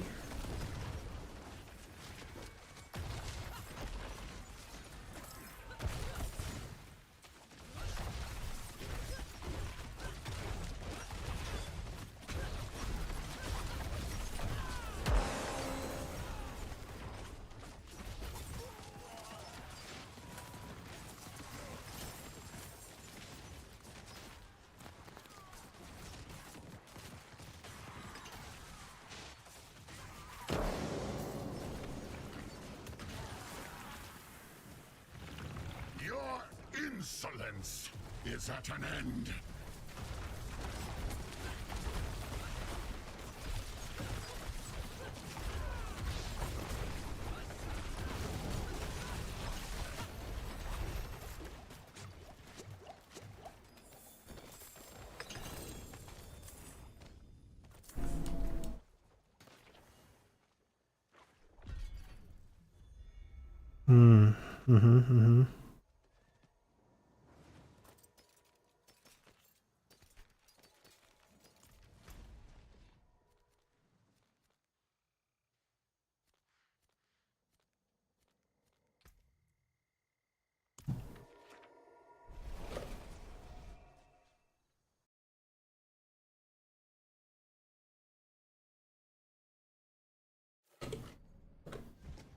All right.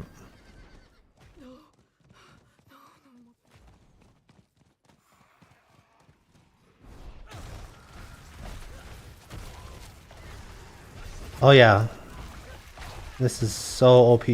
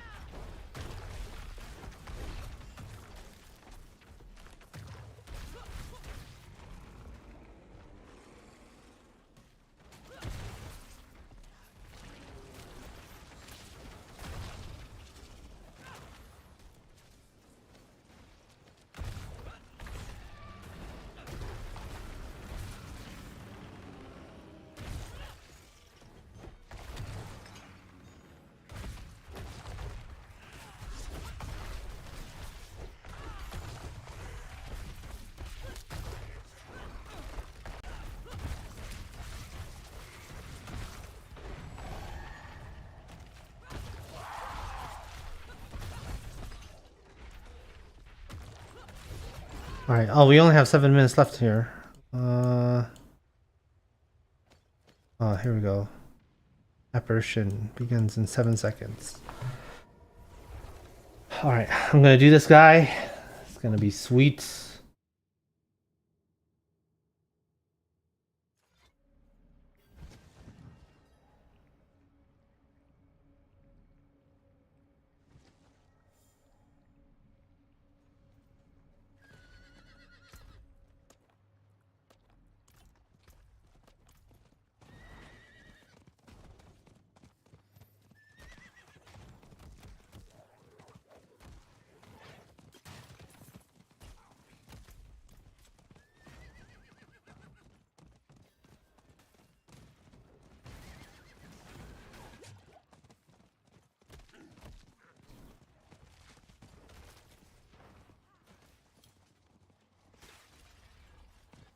Hello, peasants.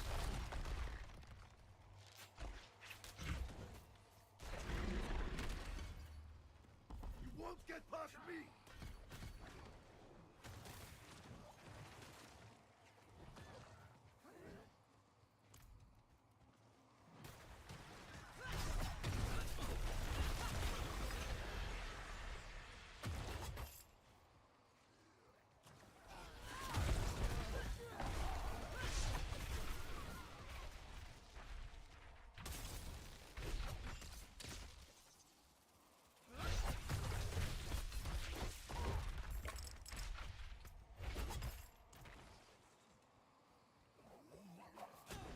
Oh.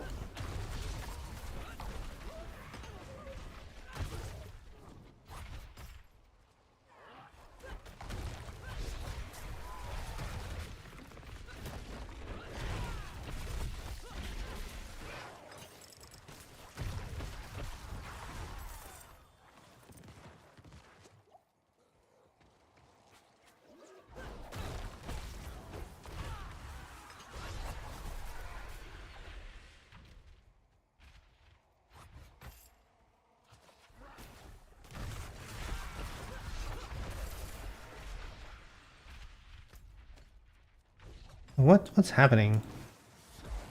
Your efforts are for naught, mortals. This realm is mine, and I shape it as I wish.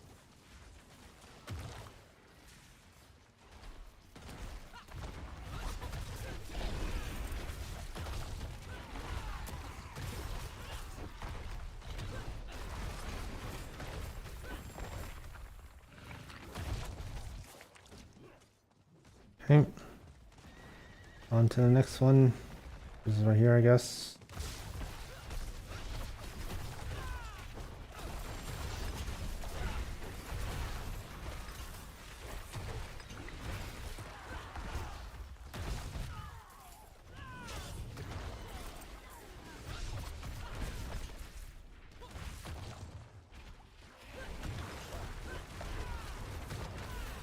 All right, level 40.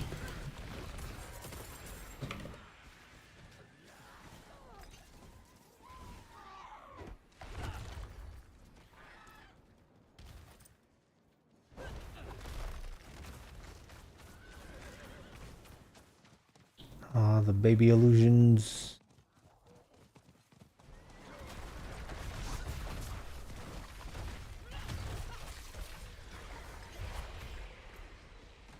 How does this work again? Hitting.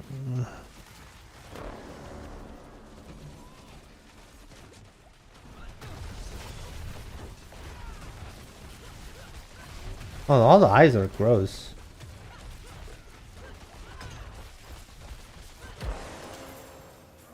Fools! This stops nothing.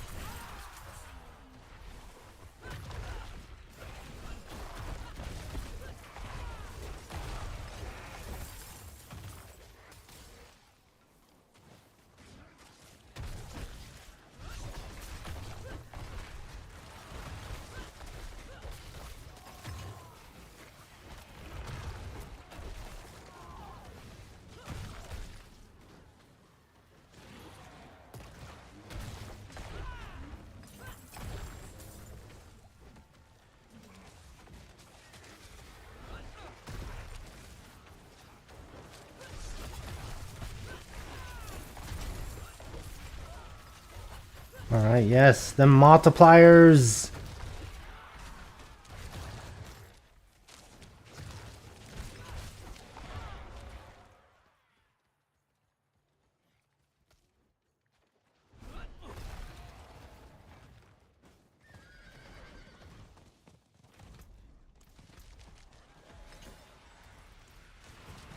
I'm not killing the little eyes.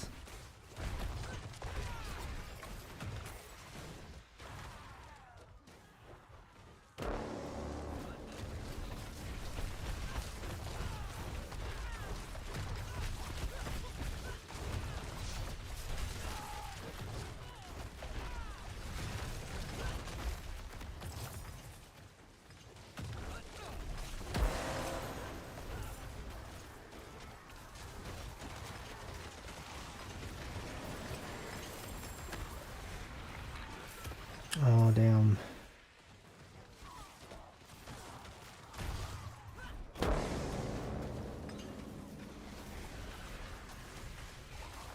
Your insolence is at an end. Your insolence is at an end.